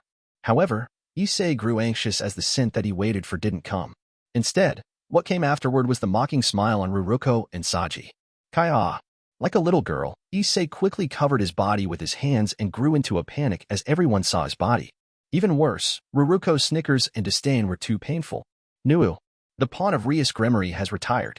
Chapter 266, Debut 4. Hao. As Sona and Rias weren't in a hurry to duel and waited until all of the fights of their servants finished, they watched all the fights that happened between their servants. The fight between Ruruko and Issei was the most particular, as Rias didn't understand why Sona would send Ruruko against Issei. Only Sona remained silent and didn't even explain anything. Yet, when the result was shown, Rias was dumbfounded. The moment Issei's clothes ripped into pieces and Issei became naked, Rias was unable to say anything. From all the techniques and methods he has on his reserves, I wondered why he would choose that detestable technique. Sona sighed. Rias. However, this is also karma. Rias took a deep breath and acknowledged Sona. You are good, Sona. She had never thought that someone would fight Issei's technique like this. However, she had never thought to blame Sona for this, as she also knew that Issei's way of fighting was just too ridiculous and it was insulting. While it didn't matter when Issei used his technique against the opponents, she also felt wary when she thought he might use dress break on her. Still, whether Rias or Sona thought that Issei was small, somehow, they understood why he left directly. However, there was no doubt Rias was so disappointed. The host of the Red Dragon Emperor would be defeated like this. Rias was speechless, but soon, she knew that there was nothing she could do, and she couldn't help Issei as she was so far away from Issei. Moreover, even if her duel with Sona hadn't started, showing her back against Sona was too dangerous and was akin to an insult. If Rias was in Sona's place and something similar happened, she thought that Sona had already courted death.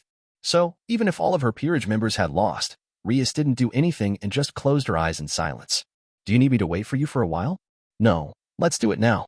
Rias knew that she had already lost, especially when she was surrounded by Sona and Sona's peerage members. The only reason why she wasn't eliminated like everyone else was because Sona still wanted to have a duel with her. However, if you lose against me, then everything you have done is futile. Rias had never thought that Sona would win against her. Riser is my husband, and Sarah Fall is my older sister. Compared to them, I am nothing. But even so, I won't embarrass them and fight you fairly. Rias stared at Sona, and she knew that her childhood friend was serious. She was jealous, yet she also knew the pressure that Sona endured was enormous, especially with Riser and Sarah Fall. Even so, Rias was envious of Sona. Sona had everything, but what about her? Rias had lost many things, her older brother, her status, and even her love. So here, in this place, Rias was going to defeat Sona. Releasing an enormous amount of demonic power inside her body, Rias used all of her power. I will defeat you, Sona. Come, Rias. Rias unleashed the power of destruction and bombarded Sona without even holding back. Yet, the power of destruction hit Sona's body. Yet what Rias didn't expect when her attack hit Sona was that the power of destruction would pass through Sona's body and erase part of the rooftop of the department store, almost completely ruining the building. Meanwhile, Sona was okay, completely unscathed, without a single wound being seen on her body. Is that all, Rias? What's happening? How could it be? The power of destruction was the strongest power among all the devil's innate abilities. No matter how strong one's attack or defense, as long as they were hit by the power of destruction, their existence would disappear. Yet, why was Sona completely unscathed? Still, your power is as strong as ever. Sona turned her head and looked at the ruined building. As expected of Rias, as the little sister of the previous Lucifer, she showed a talent that was even better than the original user of the power of destruction, the Bale House. If this continued, it wouldn't be weird if Rias reached a Mao level as long as she worked hard in the future. However, Sona knew that the Mao level was Rias' limit. It was like her, who knew the limitations within her, and that was why she was going to defeat Rias. Compared to you, the power of Citri House, which is a water manipulation, is nothing. The power of our attack isn't so ridiculous like you. We also don't have a mighty defense or even an unlimited life like my husband, the Phenex House. However, the water is the element of change. Rias widened her eyes as she saw several Sona appear at the same time. Suddenly, she recalled the moment when Riser broke their engagement. Is this an illusion? You are indeed smart, Rias. If Riser could use his fire to create a mirage, then Sona could use her water to create a mirage. While the methods were different, the result produced by their power was similar.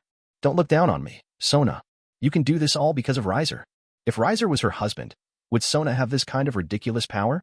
Hate, envy, jealousy, and all the negative feelings mixed within Rias' heart. Rias had never thought that she could hate someone this much, yet it happened. Yes, I don't deny that, but have we not had this conversation before? Sona sighed. To be honest, I don't want to say this, but if you keep saying that, you acknowledge that my husband is better than the previous Lucifer, right? Sanaia. Rias roared as the power of destruction swallowed her surroundings, erasing everything. At that moment, she didn't care about anything, and her only thought was to defeat Sona. Did I get her? Rias gasped and breathed roughly as she observed her surroundings. Her footing had disappeared, but she could fly, spreading her devil wings. But a single voice attracted her attention. "You lose, Rias." Huh? Rias looked up, but she saw Sona hovering in the sky, so easily like it was the most natural form, yet Sona's act angered her even more. Sona was looking down on her. However, when she was about to attack Sona, Sona's existence became blurry as the mist filled the space, which made her unable to see her. Her eyesight was also affected, and she almost couldn't see anything. At that moment, first form, low clouds, distant haze. Rias couldn't even react as she saw a blade thrust into her body. She widened her eyes as she couldn't hide her shock when she saw Sona suddenly appear in front of her, coming out from the mist like a goddess of water. Sona. Widening her eyes, Rias' body slowly disappeared into light as she knew she had lost. Meanwhile, Sona sighed helplessly before sheathing her blade as her victory was announced. Sona Citri is the winner. Sona pushed the frame of her glasses and thought that she could have a celebration with her husband soon. But before that, she thought of talking with a certain thieving cat. Chapter 267. How to Make It Big. Yay, Sochan is the winner. Serafal hugged Riser happily, and then, along with her shout, everyone also woke up from their stupors. Congratulations, Riser-sama. Serafal-sama. As expected of Riser-sama's wife and Serafal-sama's little sister, her swordsmanship is superb. Everyone started to congratulate Riser and Serafal as the victory of Sona was announced. Still, as they watched this match, there were many things they wanted to ask, but with their current position, could they ask such a question? Nevertheless, the performance shown by Sona and her peerage members told everyone about Riser's ability. With the power gained by Sona and her peerage members, they realized how amazing his teaching ability was, and even if they knew they had disdained it before, the idea of sending their children or young descendants into the school created by Sona appeared before their minds.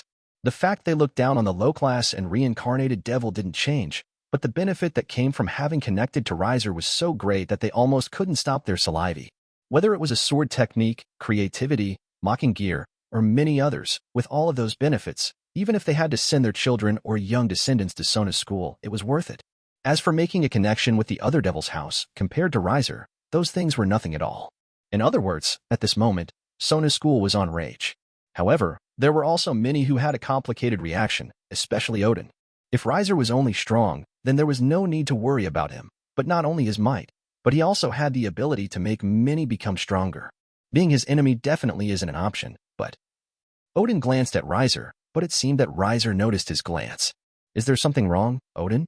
From the beginning to the end, there was not even a shred of respect in Riser's voice. When Riser talked, Riser thought of them in the same position. Previously, Riser even dared to antagonize him, and at the same time, Riser could quickly let go of the prejudice and became friends with each other. At this moment, Odin suddenly thought of a certain young man who moved his heart. He wanted to help that young man, but when he thought about the consequences that might come with helping that young man, he decided to rethink this problem again. That young man might have moved him, but Odin thought further, especially when he needed to think about the future of the Norse myth. Similar to the devil, angel, and fallen angel, who had decided to hold each other's hands so they could become strong. The Norse myth also had its own problem, but unlike the devil, angel, and fallen angel, it hadn't found the solution except for joining hands with those three races. At that moment, Odin knew that he could only choose one choice. It was impossible for him to be greedy. Still, what's wrong, Odin-sama? Rosweiss noticed Odin's stare, which made her confused. You are an excellent Valkyrie, Rosweiss. Odin smiled. Only Rosweiss quickly moved away and put her hands on her chest as if she were trying to protect something. Odin-sama, if you try to harass me Zuli, then I will report this to the up. Rosweiss' tone was full of chillness, as if she was ready to bring down this old fart as long as he dared to do something outrageous. Odin. Nevertheless, as everyone in the audience talked to each other, Rias was still in a daze when she thought about her loss. While she knew that it was all due to Sona having been trained by Riser, it couldn't be denied that if Sona hadn't worked hard, it would have been impossible for her to become this powerful. In other words, even if Rias didn't want to admit it, she had lost to Sona. Her ego couldn't change this fact, and her pride was brutally shattered by reality. At that moment, Rias knew that she was no longer the princess that everyone was looking up to. She had lost everything, and she also knew that it was impossible for her to become the champion of the raiding game or dream of bringing the Gremory house to its previous height. In this place, her dream was crushed. Crack. As she was about to destroy everything inside the room, a knock and a familiar voice from behind the door of her room were heard. Rias, are you there? Sona. I am coming. Rias couldn't even say anything as Sona entered her room. Unlike her, who was a mess, Sona's appearance was impeccable, and she only noticed now that Sona tried to make her hair longer as Sona's short hair reached her shoulders, making her even cuter. Meanwhile, Sona frowned when she saw Ria's state. "You are in a mess. Are you here to laugh at me, Sona?" Rias felt bitter as she knew she couldn't be as selfish as before. While she was angry towards Sona, she could only endure it as she knew she couldn't bear the consequences of angering her childhood friend. The gap between them had been divided so deep that she couldn't see her back anymore. While she was on the earth, covered with dirty mud, Sona was in heaven, overlooking everyone from a high position with ease. "You have changed, Rias." Sona couldn't help but feel sad when she saw Rias' current state. If before, Rias always exuded a confident aura, at this point, Rias appeared so weak that she could crumble any time. She could even feel Rias trying to appear humble when Rias met her. "Everything has changed, Sona. I am not like before. I know my position is." It was also because of this that Rias felt bitter. With no one she could rely on, Rias realized how weak she was. Sona thought about all the words on her mind before, but she knew she needed to change it. Instead, she asked, "During the funeral and also the coronation, you kissed my husband, right?" Ria's lips trembled as she lowered her head in shame since she didn't expect Sona to be so direct by asking her blatantly like this. She might not have felt it before, but she felt like she was that dirty woman who seduced someone's husband. "If you wish me to stop to seduce him, then." "No, you don't need to stop." "Eh?" Rias was startled as she looked at Sona in disbelief. "I will allow you to get close to him." Rias widened her eyes in disbelief, but was it really okay? Nevertheless, when the two had a conversation, the one with the biggest shock of this loss definitely was Issei. With the way he lost, Issei really couldn't meet everyone due to the shame. If he was defeated in the bloody fight, he wouldn't be like this, but he had lost due to a perverted technique. "Issei-kun, please cheer up." Still, Kiba, who was as gentle as ever, tried to encourage Issei. "Unlike me, who lost first without being able to do anything, I didn't do anything. I just stood there, then my clothes were ripped, and I became naked in front of everyone." Kiba fell in silence and didn't know what to say as he knew that it was all due to Issei's pervert technique. When the match ended, he also understood that all the uniforms worn by Sona and her peerage members had been imbued by reverse magic, a magic that was capable of reflecting the effect of a magic or a technique on the attacker. Issei didn't know this and used his dress break on Ruruko. When everything had happened, he was the one who became naked. "Then, will you stop becoming a pervert?" Kiba asked softly. To be honest, the reverse magic wasn't that omnipotent. If Issei blasted his opponents with a blast of energy, then the special uniform worn by Sona and her peerage members was as good as useless. In other words, as long as Issei stops being a pervert, everything will be okay. "No way." "What? No way. I won't stop becoming a pervert." With tears streaming down his cheeks, Issei shouted passionately.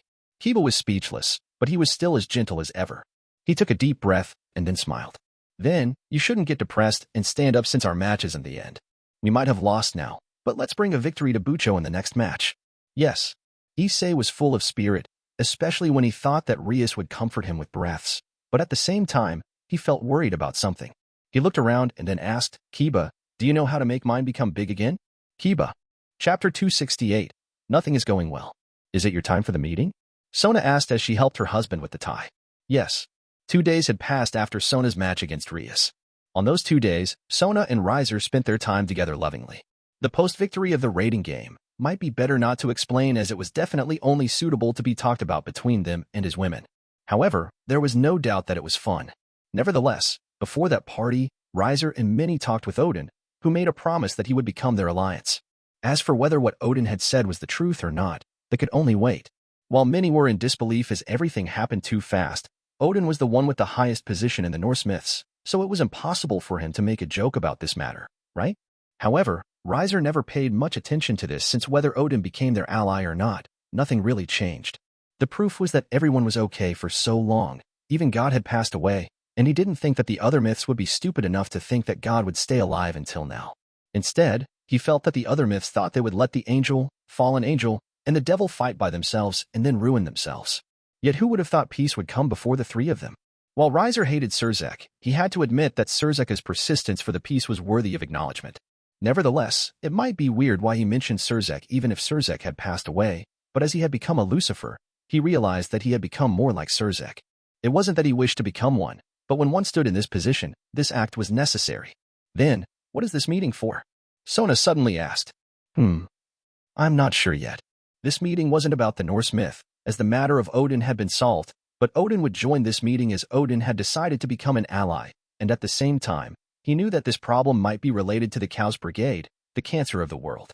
Are you going back to the human world? Riser asked. I don't really want to. Sona leaned on his chest as she muttered those words lazily. While they had spent a few days together, she felt that it was far from enough. Then, you don't need to go back. Riser felt that there was no need for his wife to be busy. No, I will go to school. Sona hugged him tightly and said those words as her lips stuck onto his shirt, making her voice sound muffled. Watching his wife, he gently hugged her slender body in his arms, patting her back. Do your best with your work. Sona tiptoed, then kissed his lips. You too. Riser accepted the kiss as he thought he had gone into a path he had never thought about.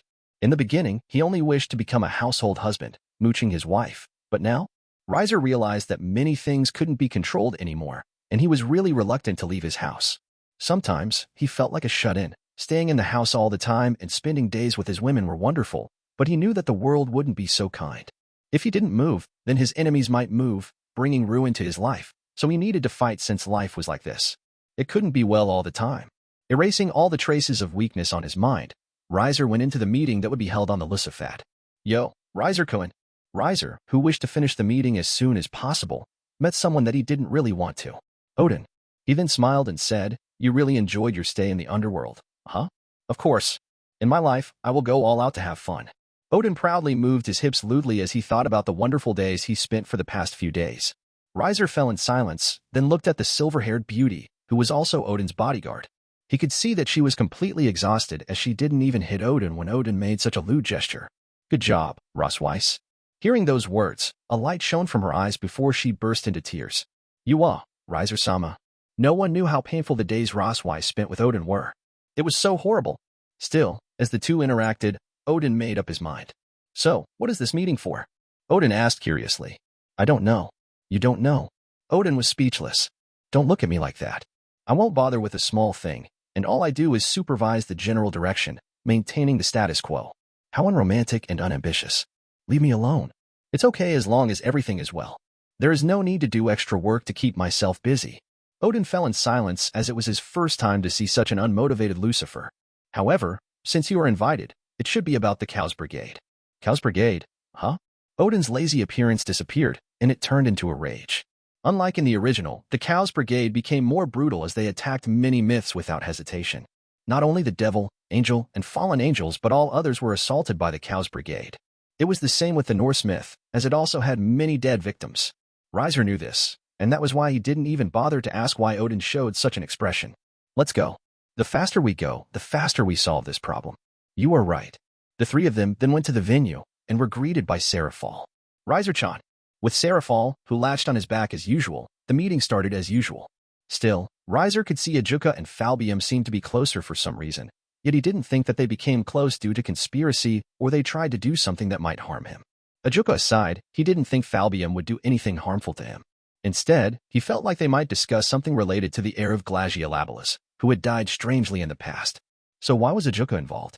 It was because the killer of the heir of the Glaciolabalus should be related to Ajuka. Today, I want to tell something to everyone.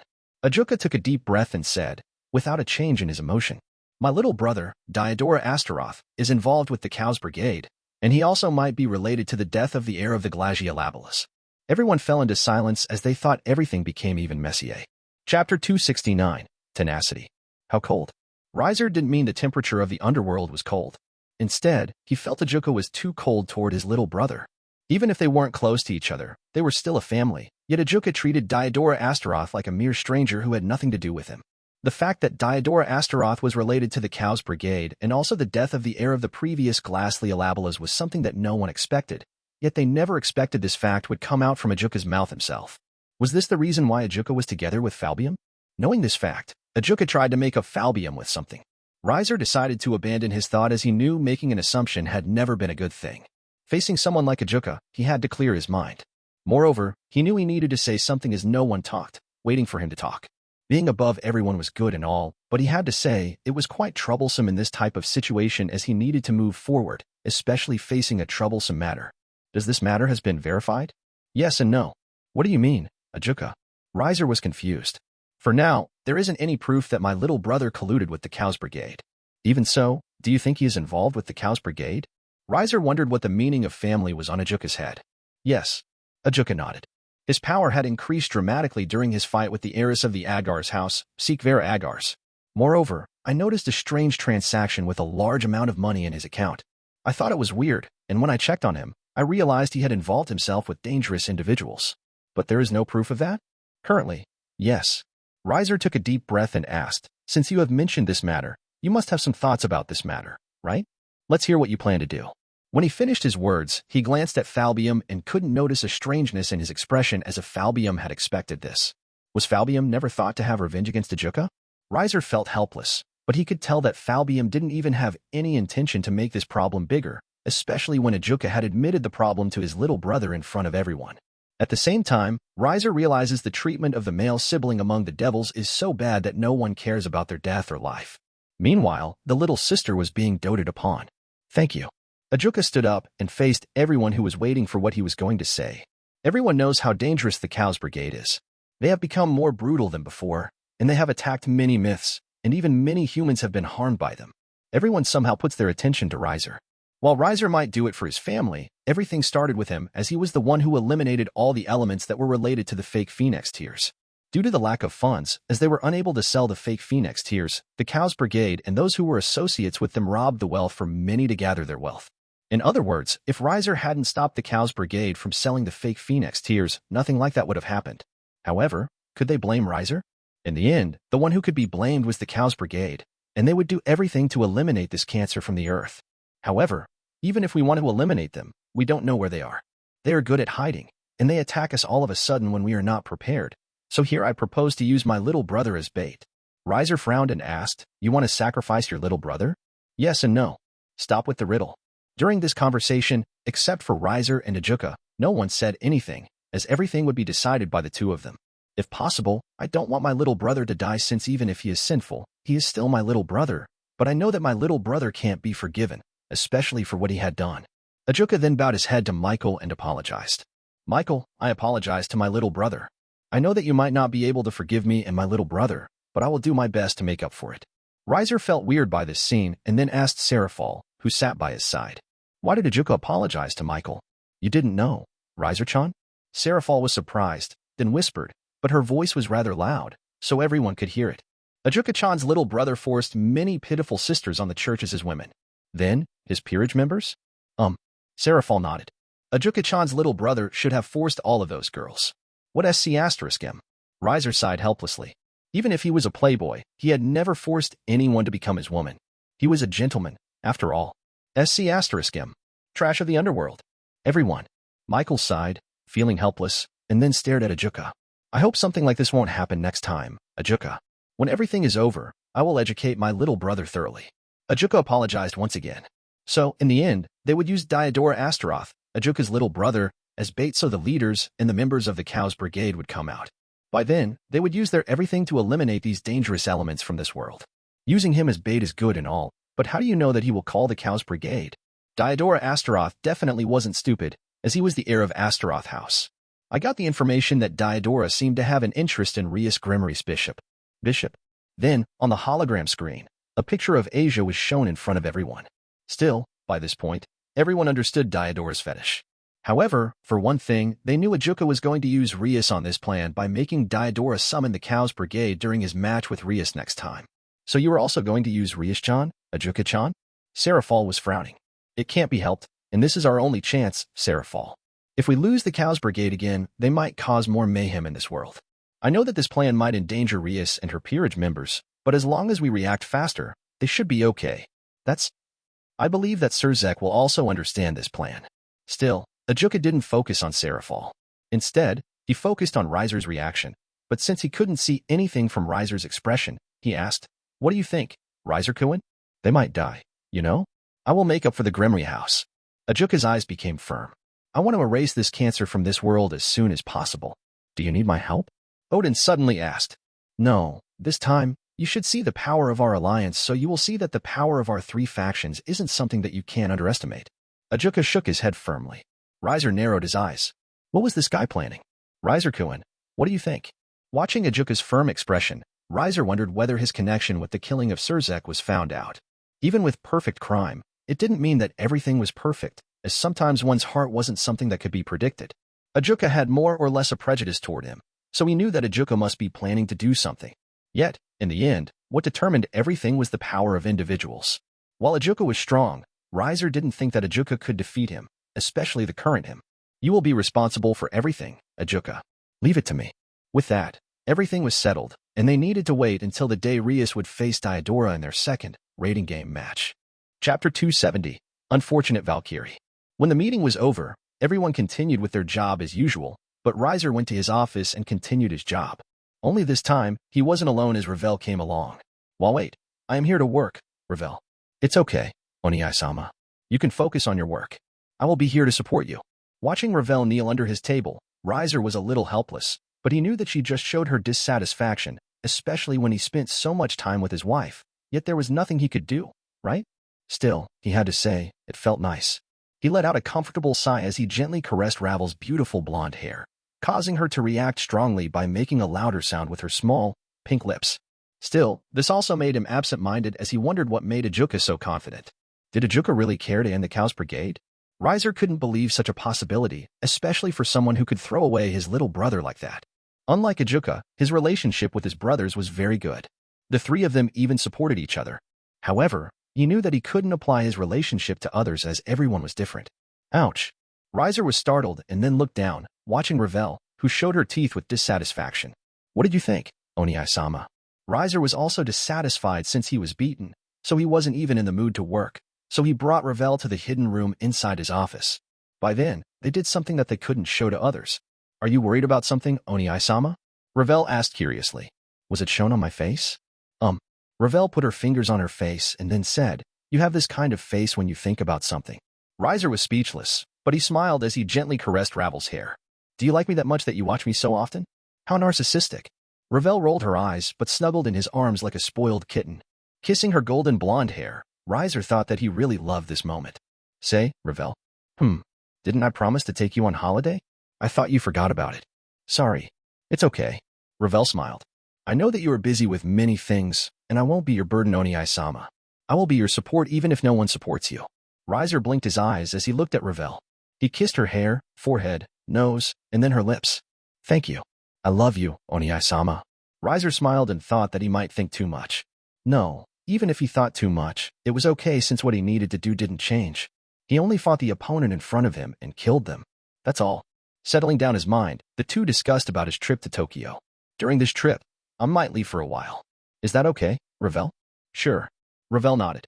As I have told you before, I will support you, Oniai-sama. Hugging her once again, the two decided to spend a little longer before they washed their bodies and continued with the work.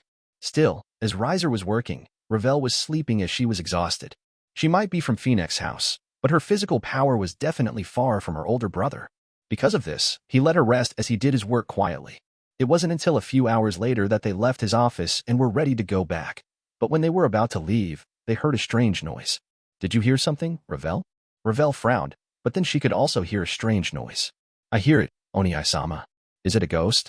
Do ghosts dare to enter the office of Lucifer? Probably no. No ghost dared to enter Lucifer's office, after all. So, what kind of voice was this? The two walked for a while until they noticed the source of this noise. Roswai-san. Ravel was startled when she saw Roswai sitting in the corner, hugging her knees as she was crying. Ravel-sama. Riser-sama. Roswai was also startled when she saw the two, but Riser and Ravel were surprised since her face was in a mess as the snot and tears on her face still remained. What are you doing here? Odin should have left, right? Riser asked in concern, but his words brought an even harder cry. Roswai cried. Odin-sama left me. He just left me without saying anything. 2x. Riser and Ravel looked at each other, feeling speechless, and also felt sorry for Roswai. Being left alone on this foreign land without anyone by her side, it was understandable for Roswai to cry like this. How about you stay with us for a while? We plan to go to the human world after this. You can join us if you want. Really? Is that okay? Won't I be a bother? It's okay. So stop crying, or else you might be caught by the guards for disturbing the sacred place in the underworld. Thank you, Riser-sama. Use this to wipe your face. Riser took out his handkerchief for Roswai, and Ravel also helped Roswai. Having been helped by the two, Roswai also calmed herself and felt better as she followed them obediently. Still, she was dumbfounded when they entered a luxurious car before they were teleported into a more amazing villa. By then, she saw many beautiful women, causing her to pursue her lips as she could tell that they should be Riser's lovers, but she didn't have much prejudice as a harem was quite normal, especially on the Norse when the strong got everything. Nevertheless, Roswise could tell that everyone's relationship was good to each other, and Riser took care of them well, especially when she could see their eyes were filled with warmth and love. Are you Riser-sama's new woman? Al suddenly asked. The new woman? Roswise started, and her face became hot as she was blushing. Al, you shouldn't be so rude. Nell, Al's twin sister, reprimanded her sister and then apologized to Roswise. I am sorry for my sister's rudeness. It's okay. Roswise then asked, are you all living here? Yes. By then, they started to talk to each other while having dinner, and they knew about Roswise's identity. Huh? Odin's bodyguard. But I am fired now. Roswise was extremely depressed. By the way, how much was your salary? Everyone. While they knew this question was rude, they were also curious. After all, Roswise held the position of the exclusive bodyguard of Odin, so her income should be a lot, right? About this much. Roswise didn't mind exposing her salary, but when she told them, she could see their expressions changed. What's wrong? Isn't it too little? That isn't even enough for my beauty care product. Isn't Norse too poor? Roswise was quite embarrassed but also a bit dissatisfied by their words. Yet, she was also curious. Did you get a salary from Riser-sama? She knew that even if they were his harem members, they were also his peerage members, and they also worked under him, so they should be paid, right? If so, how much? It's about this much. Roswise gasped, widening her eyes so wide as if she couldn't believe the reality. How much? This much. Roswise lowered her head in silence, then asked, can I work for him too now? Chapter 271. Wait, why is Roswise-san here? Sona looked at Roswise, who stood on the side of Ravel. She knew that her husband and Ravel were going to Japan for a holiday trip. While she wished to join, she couldn't, as it meant she would skip school if she wished to join the trip.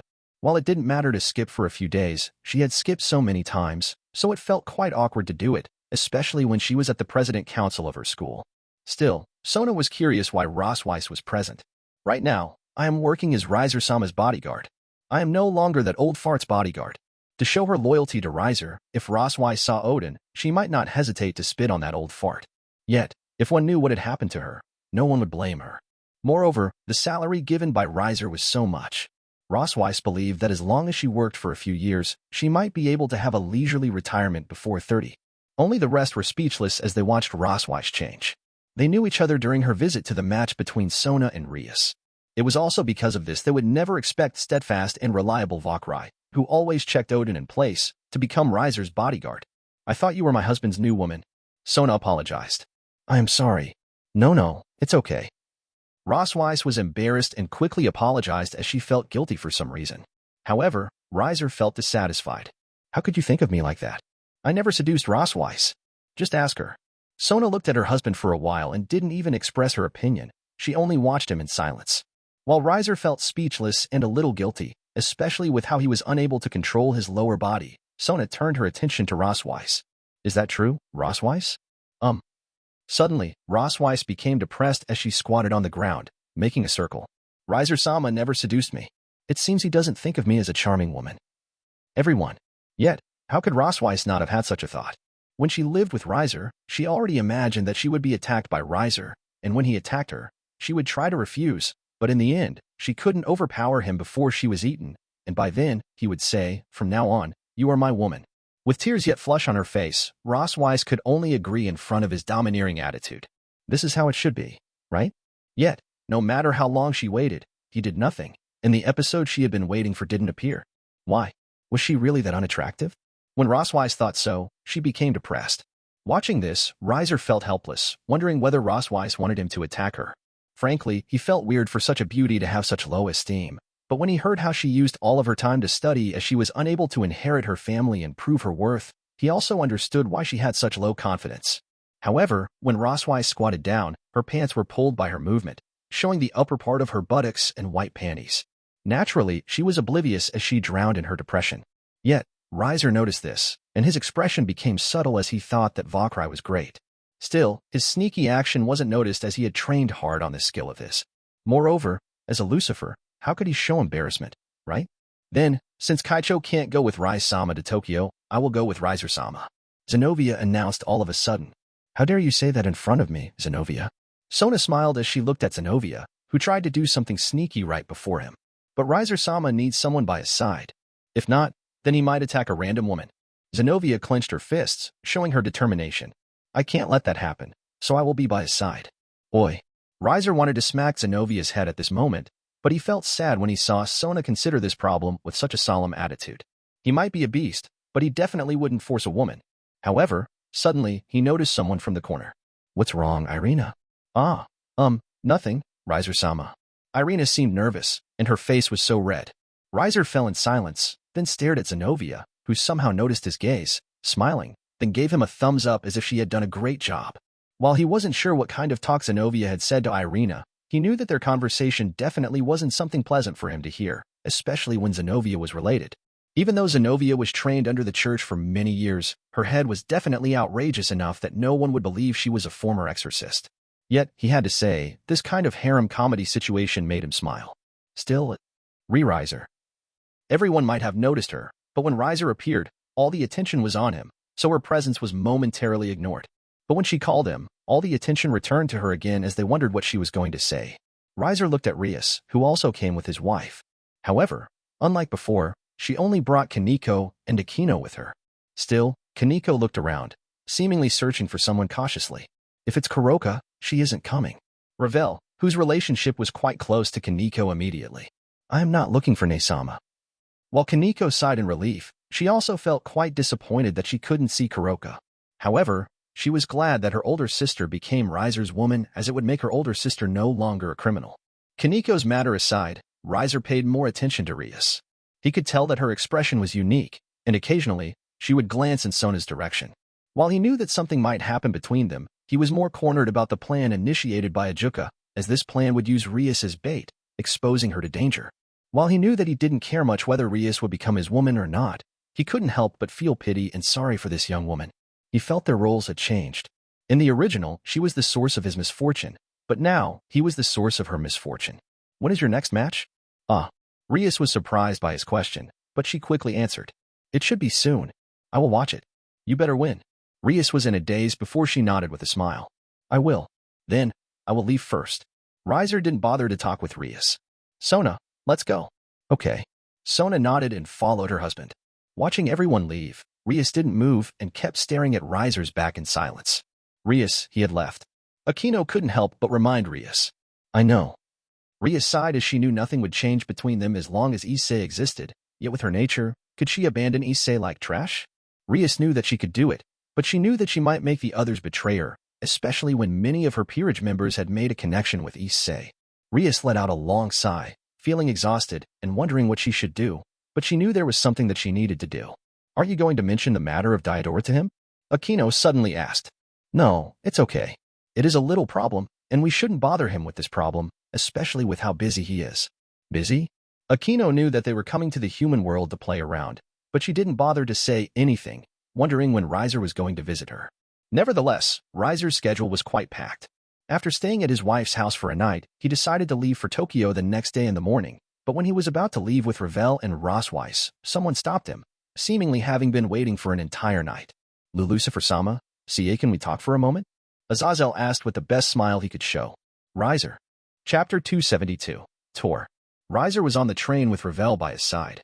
Naturally, they weren't alone as Rosweiss was there, talking with Ravel as they watched the scenery from the window of the train. The beauty of nature was present before them, but with the speed of the train, they were unable to enjoy it as everything changed so quickly. Even though Azazel came to Sona's house to meet him, Riser didn't want to change his schedule and just went to the station, ignoring him. Still, if Azazel wished to talk with him, he needed to follow him. Have you talked with your family, Rosweiss? Ravel couldn't help but ask. Not yet.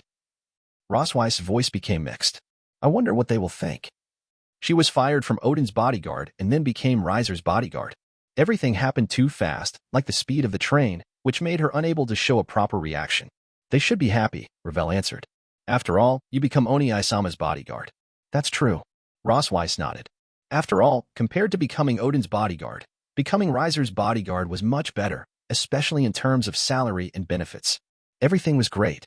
The only problem was whether she could find a husband or not when she stayed at this job. Still, Rosweiss subconsciously glanced at Riser, who was reading a book quietly before looking away with a blush. Watching Rosweiss, who acted like a shy maiden, Ravel could only shake her head. Still, their conversation ended when someone knocked on the door of their car. Rosweiss also quickly entered her role as a bodyguard and asked, Who is it? It's me, Azazel. Rosweiss, naturally, looked at Riser, who gave her a nod. When Rosweiss opened the door, Azazel smiled and then apologized. I am sorry for interrupting your holiday. If you have something to say, then just tell me. Sure, but... Azazel subconsciously moved his eyes to Ravel and Rosweiss. Rosweiss-san, let's check the train together. Follow her, Rosweiss. Protect Ravel well. Yes, Riser-sama. Rosweiss nodded, then followed Ravel while glaring at Azazel. Azazel's lips twitched, but he could only endure everything as it wasn't his first time being humiliated. When the door closed, Riser didn't say anything and continued to read his book as if Azazel didn't exist. However, Azazel didn't care much about Riser's attitude and said, I want to tell you something. Don't build tension like in the drama. If you have something to say it immediately since you are wasting my time here, Azazel. How cold? Isn't our relationship good?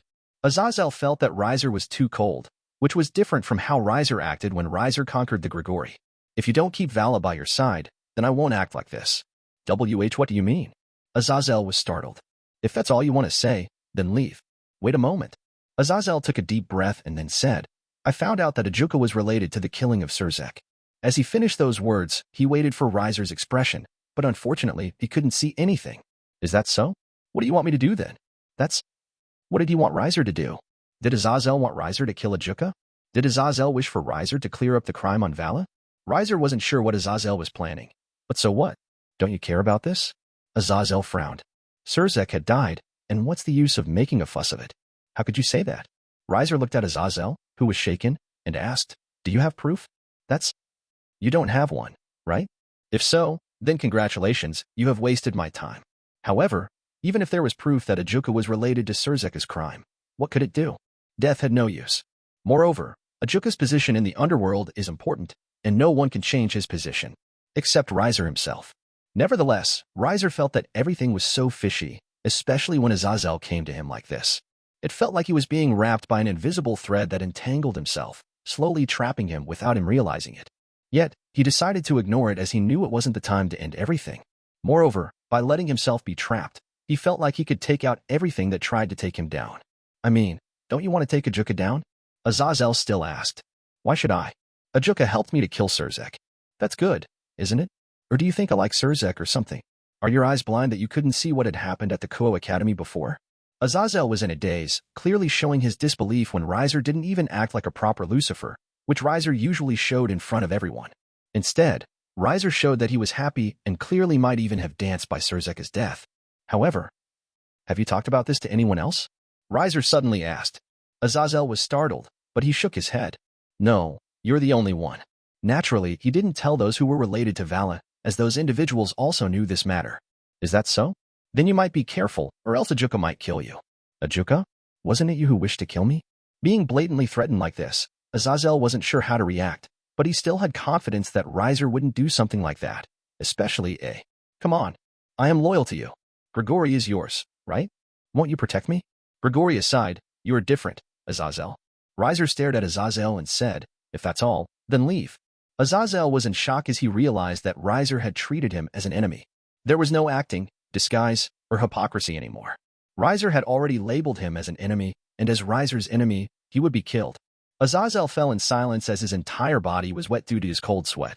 Riser knew that when he became Lucifer, many thought that he had mellowed down, especially with his way of action when he often acted in hypocrisy. Many probably thought that he had lost his fangs, but like Surzek, as he was in this position, he knew how important it was to act as if this was how everyone played politics. While his power was enough to change everything, becoming a tyrant who controlled everything, he was too lazy to control the aftermath, and as long as no one provoked him, he wouldn't do anything. However, Azazel was different. Did Azazel think that he would be okay after all of this? Riser didn't care anymore, and he just wanted to clear up everything. His patience was at his limit, and he knew that something a surprise was coming for him. Whatever it be, he knew it would be dangerous, but even so, let the clown play. Is there really no turning back? You should ask Ajuka that question instead of me, Azazel. Thank you. Azazel then stood up and left slowly as if he had grown older for many years. Goodbye. Riser's voice was quiet as he looked out the window without even looking at Azazel's back. This is the last. Riser closed his eyes as he returned to how he used to be since he didn't want Ravel and Rosweiss to notice anything. Chapter 273, Starting Pistol. When they arrived in Tokyo, Riser didn't care about Azazel.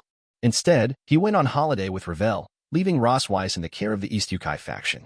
At this moment, There was no doubt the East Yukai faction was his loyal subordinate, and they would give Rias the best hospitality during her stay.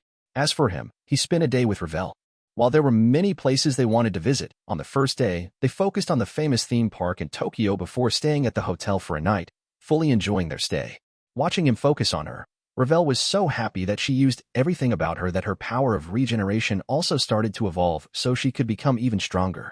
It might be due to their relationship that they were a perfect fit. However, Riser-sama, Ravel-sama, why did you leave me? Rias cried when she saw the two return to the headquarters of the East Yukai faction. Weren't you enjoying your time? Of course not. How could I have fun without the two of you? When Riser and Ravel left Rias in the East Yukai faction, she cried and drank alcohol with Magari, the leader of Nekishu, showing her frustration since Riser and Ravel are quite similar to Odin, who suddenly left. But unlike Odin, the income and benefits that came from working under Riser were greater, so that was why she couldn't enjoy everything, which prepared by the East Yukai faction. After all, she had been given many benefits, so she felt that she needed to do something. So when they left her, she was so sad. Sorry. Riser patted Rias' head, trying to coax her. Please don't leave me like that again, Riser-sama. I am your bodyguard, after all. While Rias tried to be fierce, she just mellowed and enjoyed his touch. Nevertheless, she felt embarrassed as it was her first time being treated like this by the opposite gender. While she enjoyed it, she didn't know what to do, wondering whether this was all right. Yet Riser was her master, her employer, so as his subordinate, there was nothing she could do when he wanted to do this, right? In the end, her role never changed as she had always become a pitiful subordinate who was helpless against the power abuse of the boss. Yet, being abused by Riser seemed not bad at all. Mahari and Ravel looked at each other and only shrugged their shoulders. By the way, have you told your family about your job change? No, not yet. Rias only realized that she hadn't called her family about her job change. We're in the human world, after all.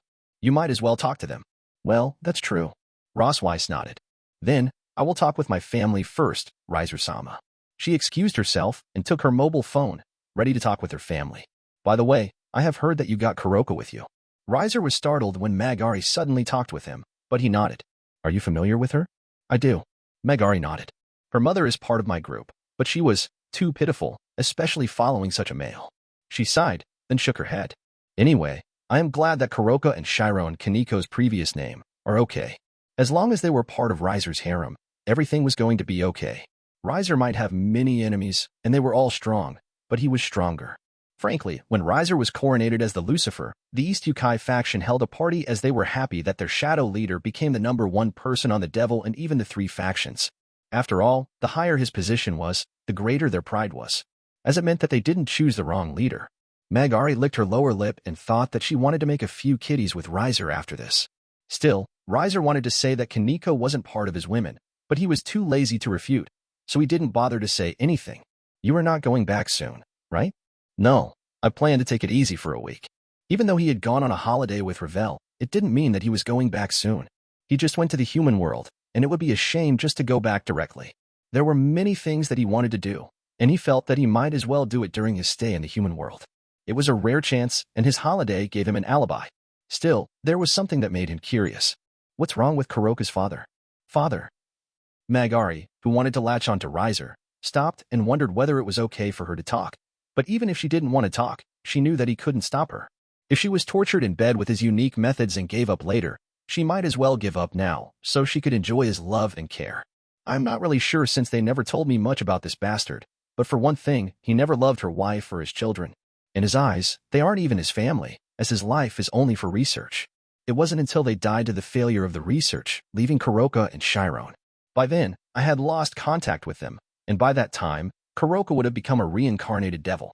I thought that everything was going great for them as they had a place called home, but who would have thought that Kuroko suddenly became a criminal by killing her master and Chiron? Well, you should know her better, right? Even if Magari cared about Kuroko and Chiron, she knew that they didn't want to trouble herself, especially when Kuroko became a criminal. With the care that Magari had given during their childhood, how could Kuroko involve Magari with her problem? How cruel. Ravel cried as she thought about what had happened to Kaniko and Kuroko. After all, her relationship was the closest between the two. Nevertheless, Riser became curious about what kind of research the father of Kaniko and Kuroko did. After all, as the father of two, he was sure that their father would definitely do incredible research, yet he didn't bother to ask Magari since she was sure that Magari was clueless. However, at the same time, He also realized that the memory of his previous life was almost used up. After this, he would be clueless about many things, and he could only walk step by step without knowing the plot. Frankly, knowing the plot gave him an advantage over the others, but soon, he would lose that advantage, and because of that, he knew he had to erase all the threats that destroyed his peaceful life. His reaction towards Azazel on the train before was the starting pistol, and it was also the countdown for those who messed up his life to be killed by him. Yet, at the same time, he also knew that they wouldn't let themselves be killed by him, and they would fight him, showing their last moment, fighting him hard until he bled profusely with their sharp fangs. However, he believed that he would win. Because of this. What's wrong, Rosweiss? Riser asked softly toward his new bodyguard, who let out a worried sigh. Chapter 274. Benevolent. On their next trip, along with Magari, they went to the north of Japan and booked a hotel near Lake Okamoto in the Fukushima prefecture. Unlike the southern and central areas of Japan, the northern area was quite undeveloped, without particularly eye-catching industries or even famous landmarks. Yet, it wasn't something so surprising as the north had always been quite harsh compared to the south, but at the same time, due to this harsh environment and lack of development, nature was breathtaking. Moreover, it was summer and near fall, so the temperature was cool and comfortable. Even though the place Riser had chosen for a holiday wasn't particularly famous, it made all of them happy, especially Rosweiss, who had been living in the north. This place somehow reminded her of her home, and it also made her sigh. What's wrong, Rosweiss? Riser-sama. Rosweiss showed a forced smile. If you have something that you are worried about, then please tell me. Rosweiss wished to talk, but she hesitated. Just talk. Magari stared at Rosweiss. If you don't talk, you might affect everyone's mood during the holiday. I will talk. Rosweiss didn't want to affect everyone's mood on this holiday, and she also knew that her worry was quite meaningless, especially when her family reassured her that nothing would go wrong. Her story started when she told her family that she was hired as Riser Lucifer's bodyguard after being left behind by Odin. Hearing those words, her family cursed Odin with all of the vocabularies on their minds while also feeling happy by her new job. Nevertheless, as they didn't expect her to work under Lucifer, they were curious, especially when Riser was particularly loud with his actions. Unlike Surzek, who maintained a gentle and kind image that was loved by everyone, Riser maintained a tough leader who wouldn't compromise with anyone. It might not be wrong that he would be pictured as a dictator, but this was normal since the interaction between myths wasn't that particularly good. And all the Christian myths weren't seen in a good light by other myths since their myth had taken the believers of the others who originally believed in the other myths. As the beings that were born from the pagan religion, it would be a miracle if Rosweiss' family had a good image of Riser Lucifer. Naturally, Rosweiss refuted all of those rumors without hesitation that she was almost desperate. She made sure her family believed that Riser was gentle and wonderful. Only, do you like him? Grandma. Rosweiss lost her calm and pretended to be angry.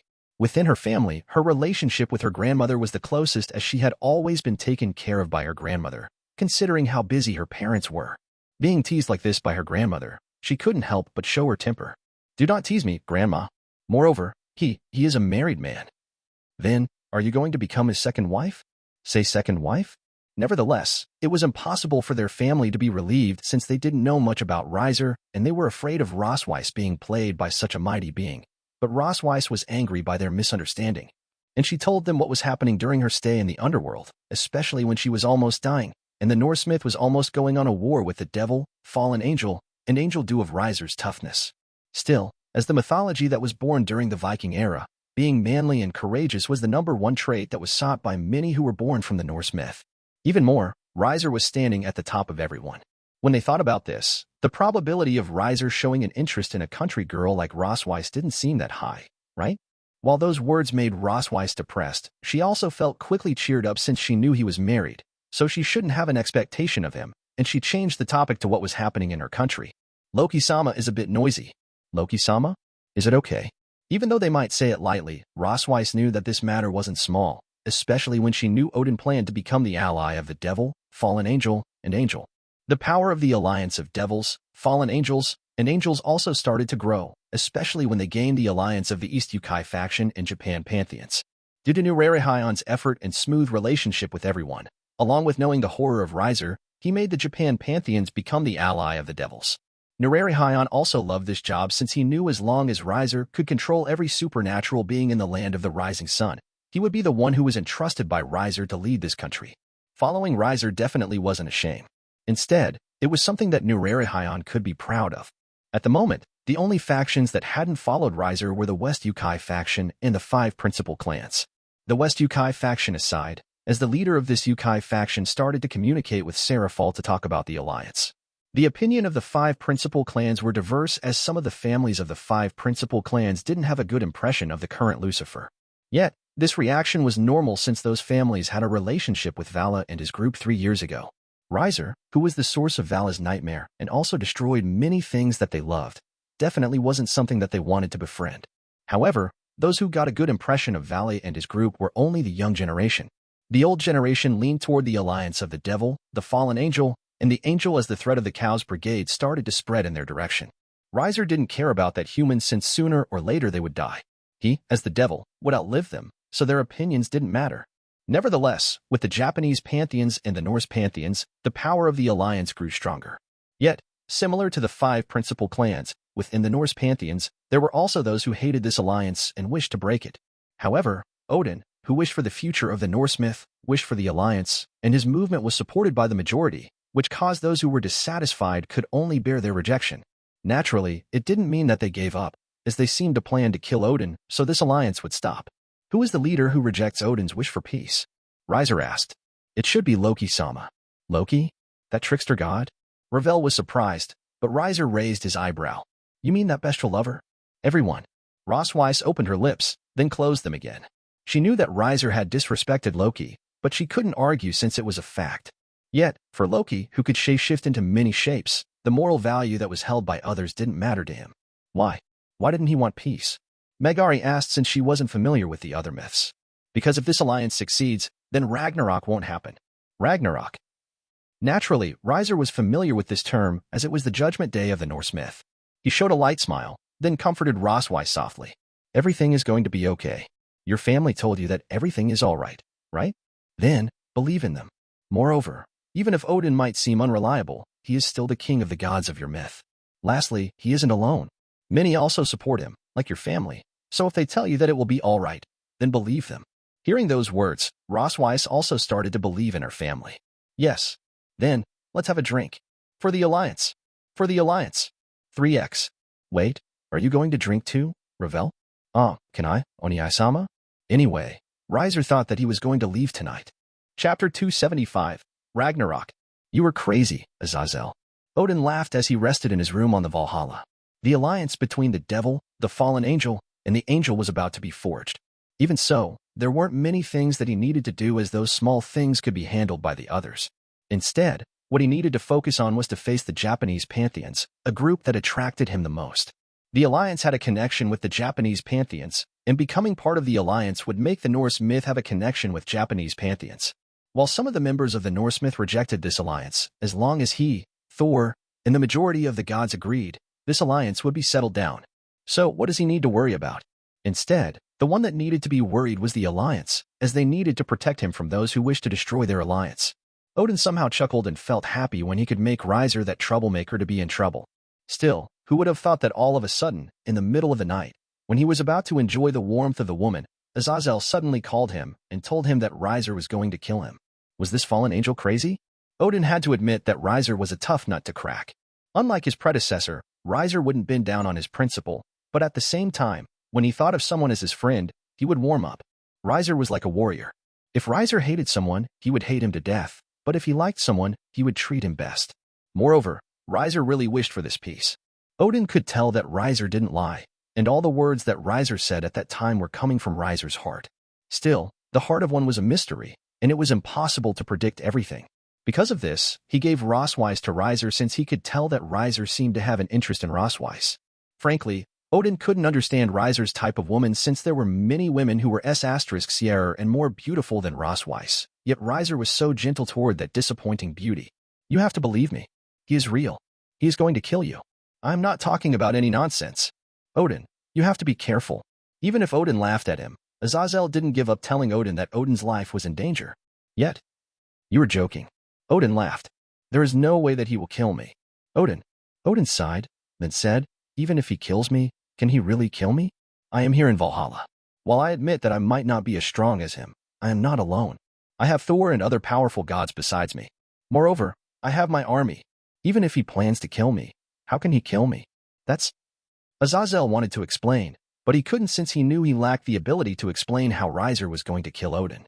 The only thing that he knew was that Riser was from Phenex, so his power should be related to fire, wind, and immortality, but were they his only powers? He believed that there should be more, but he didn't have any proof.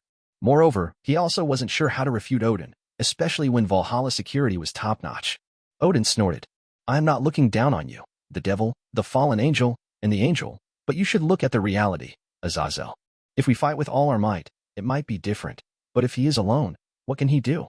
It's you who don't understand him, Odin. Azazel quickly refuted Odin's arrogant words. It's not me who doesn't understand him. Instead, I think that you are the one that is crazy, Azazel. Odin sighed. Azazel, your feeling toward Vali is good and all, but I know that Vala's life is as good as In's, especially for what he has done. While it is a shame for us to lose such a respectable young man, I think that he might have a better life in the next life. Odin, Azazel roared, then let out a long, helpless sigh. I have warned you. Yes, yes. Thank you. Hearing that response, Azazel sighed helplessly and then decided to end their communication shortly. Anyway, just be careful. I will. Odin shook his head and felt that Azazel was overthinking. He didn't deny that Riser was powerful, but he felt that Azazel had overestimated Riser. While Riser might be as strong as the original Lucifer died, and he didn't want the power to dominate this world. If Riser was too arrogant, then his fate would sooner or later be similar to the original Lucifer. Frankly, if there was something that Odin was wary of Riser besides Riser's power, it would be Riser's ability to make people submit and follow him willingly as his subordinates and trusted their everything to him.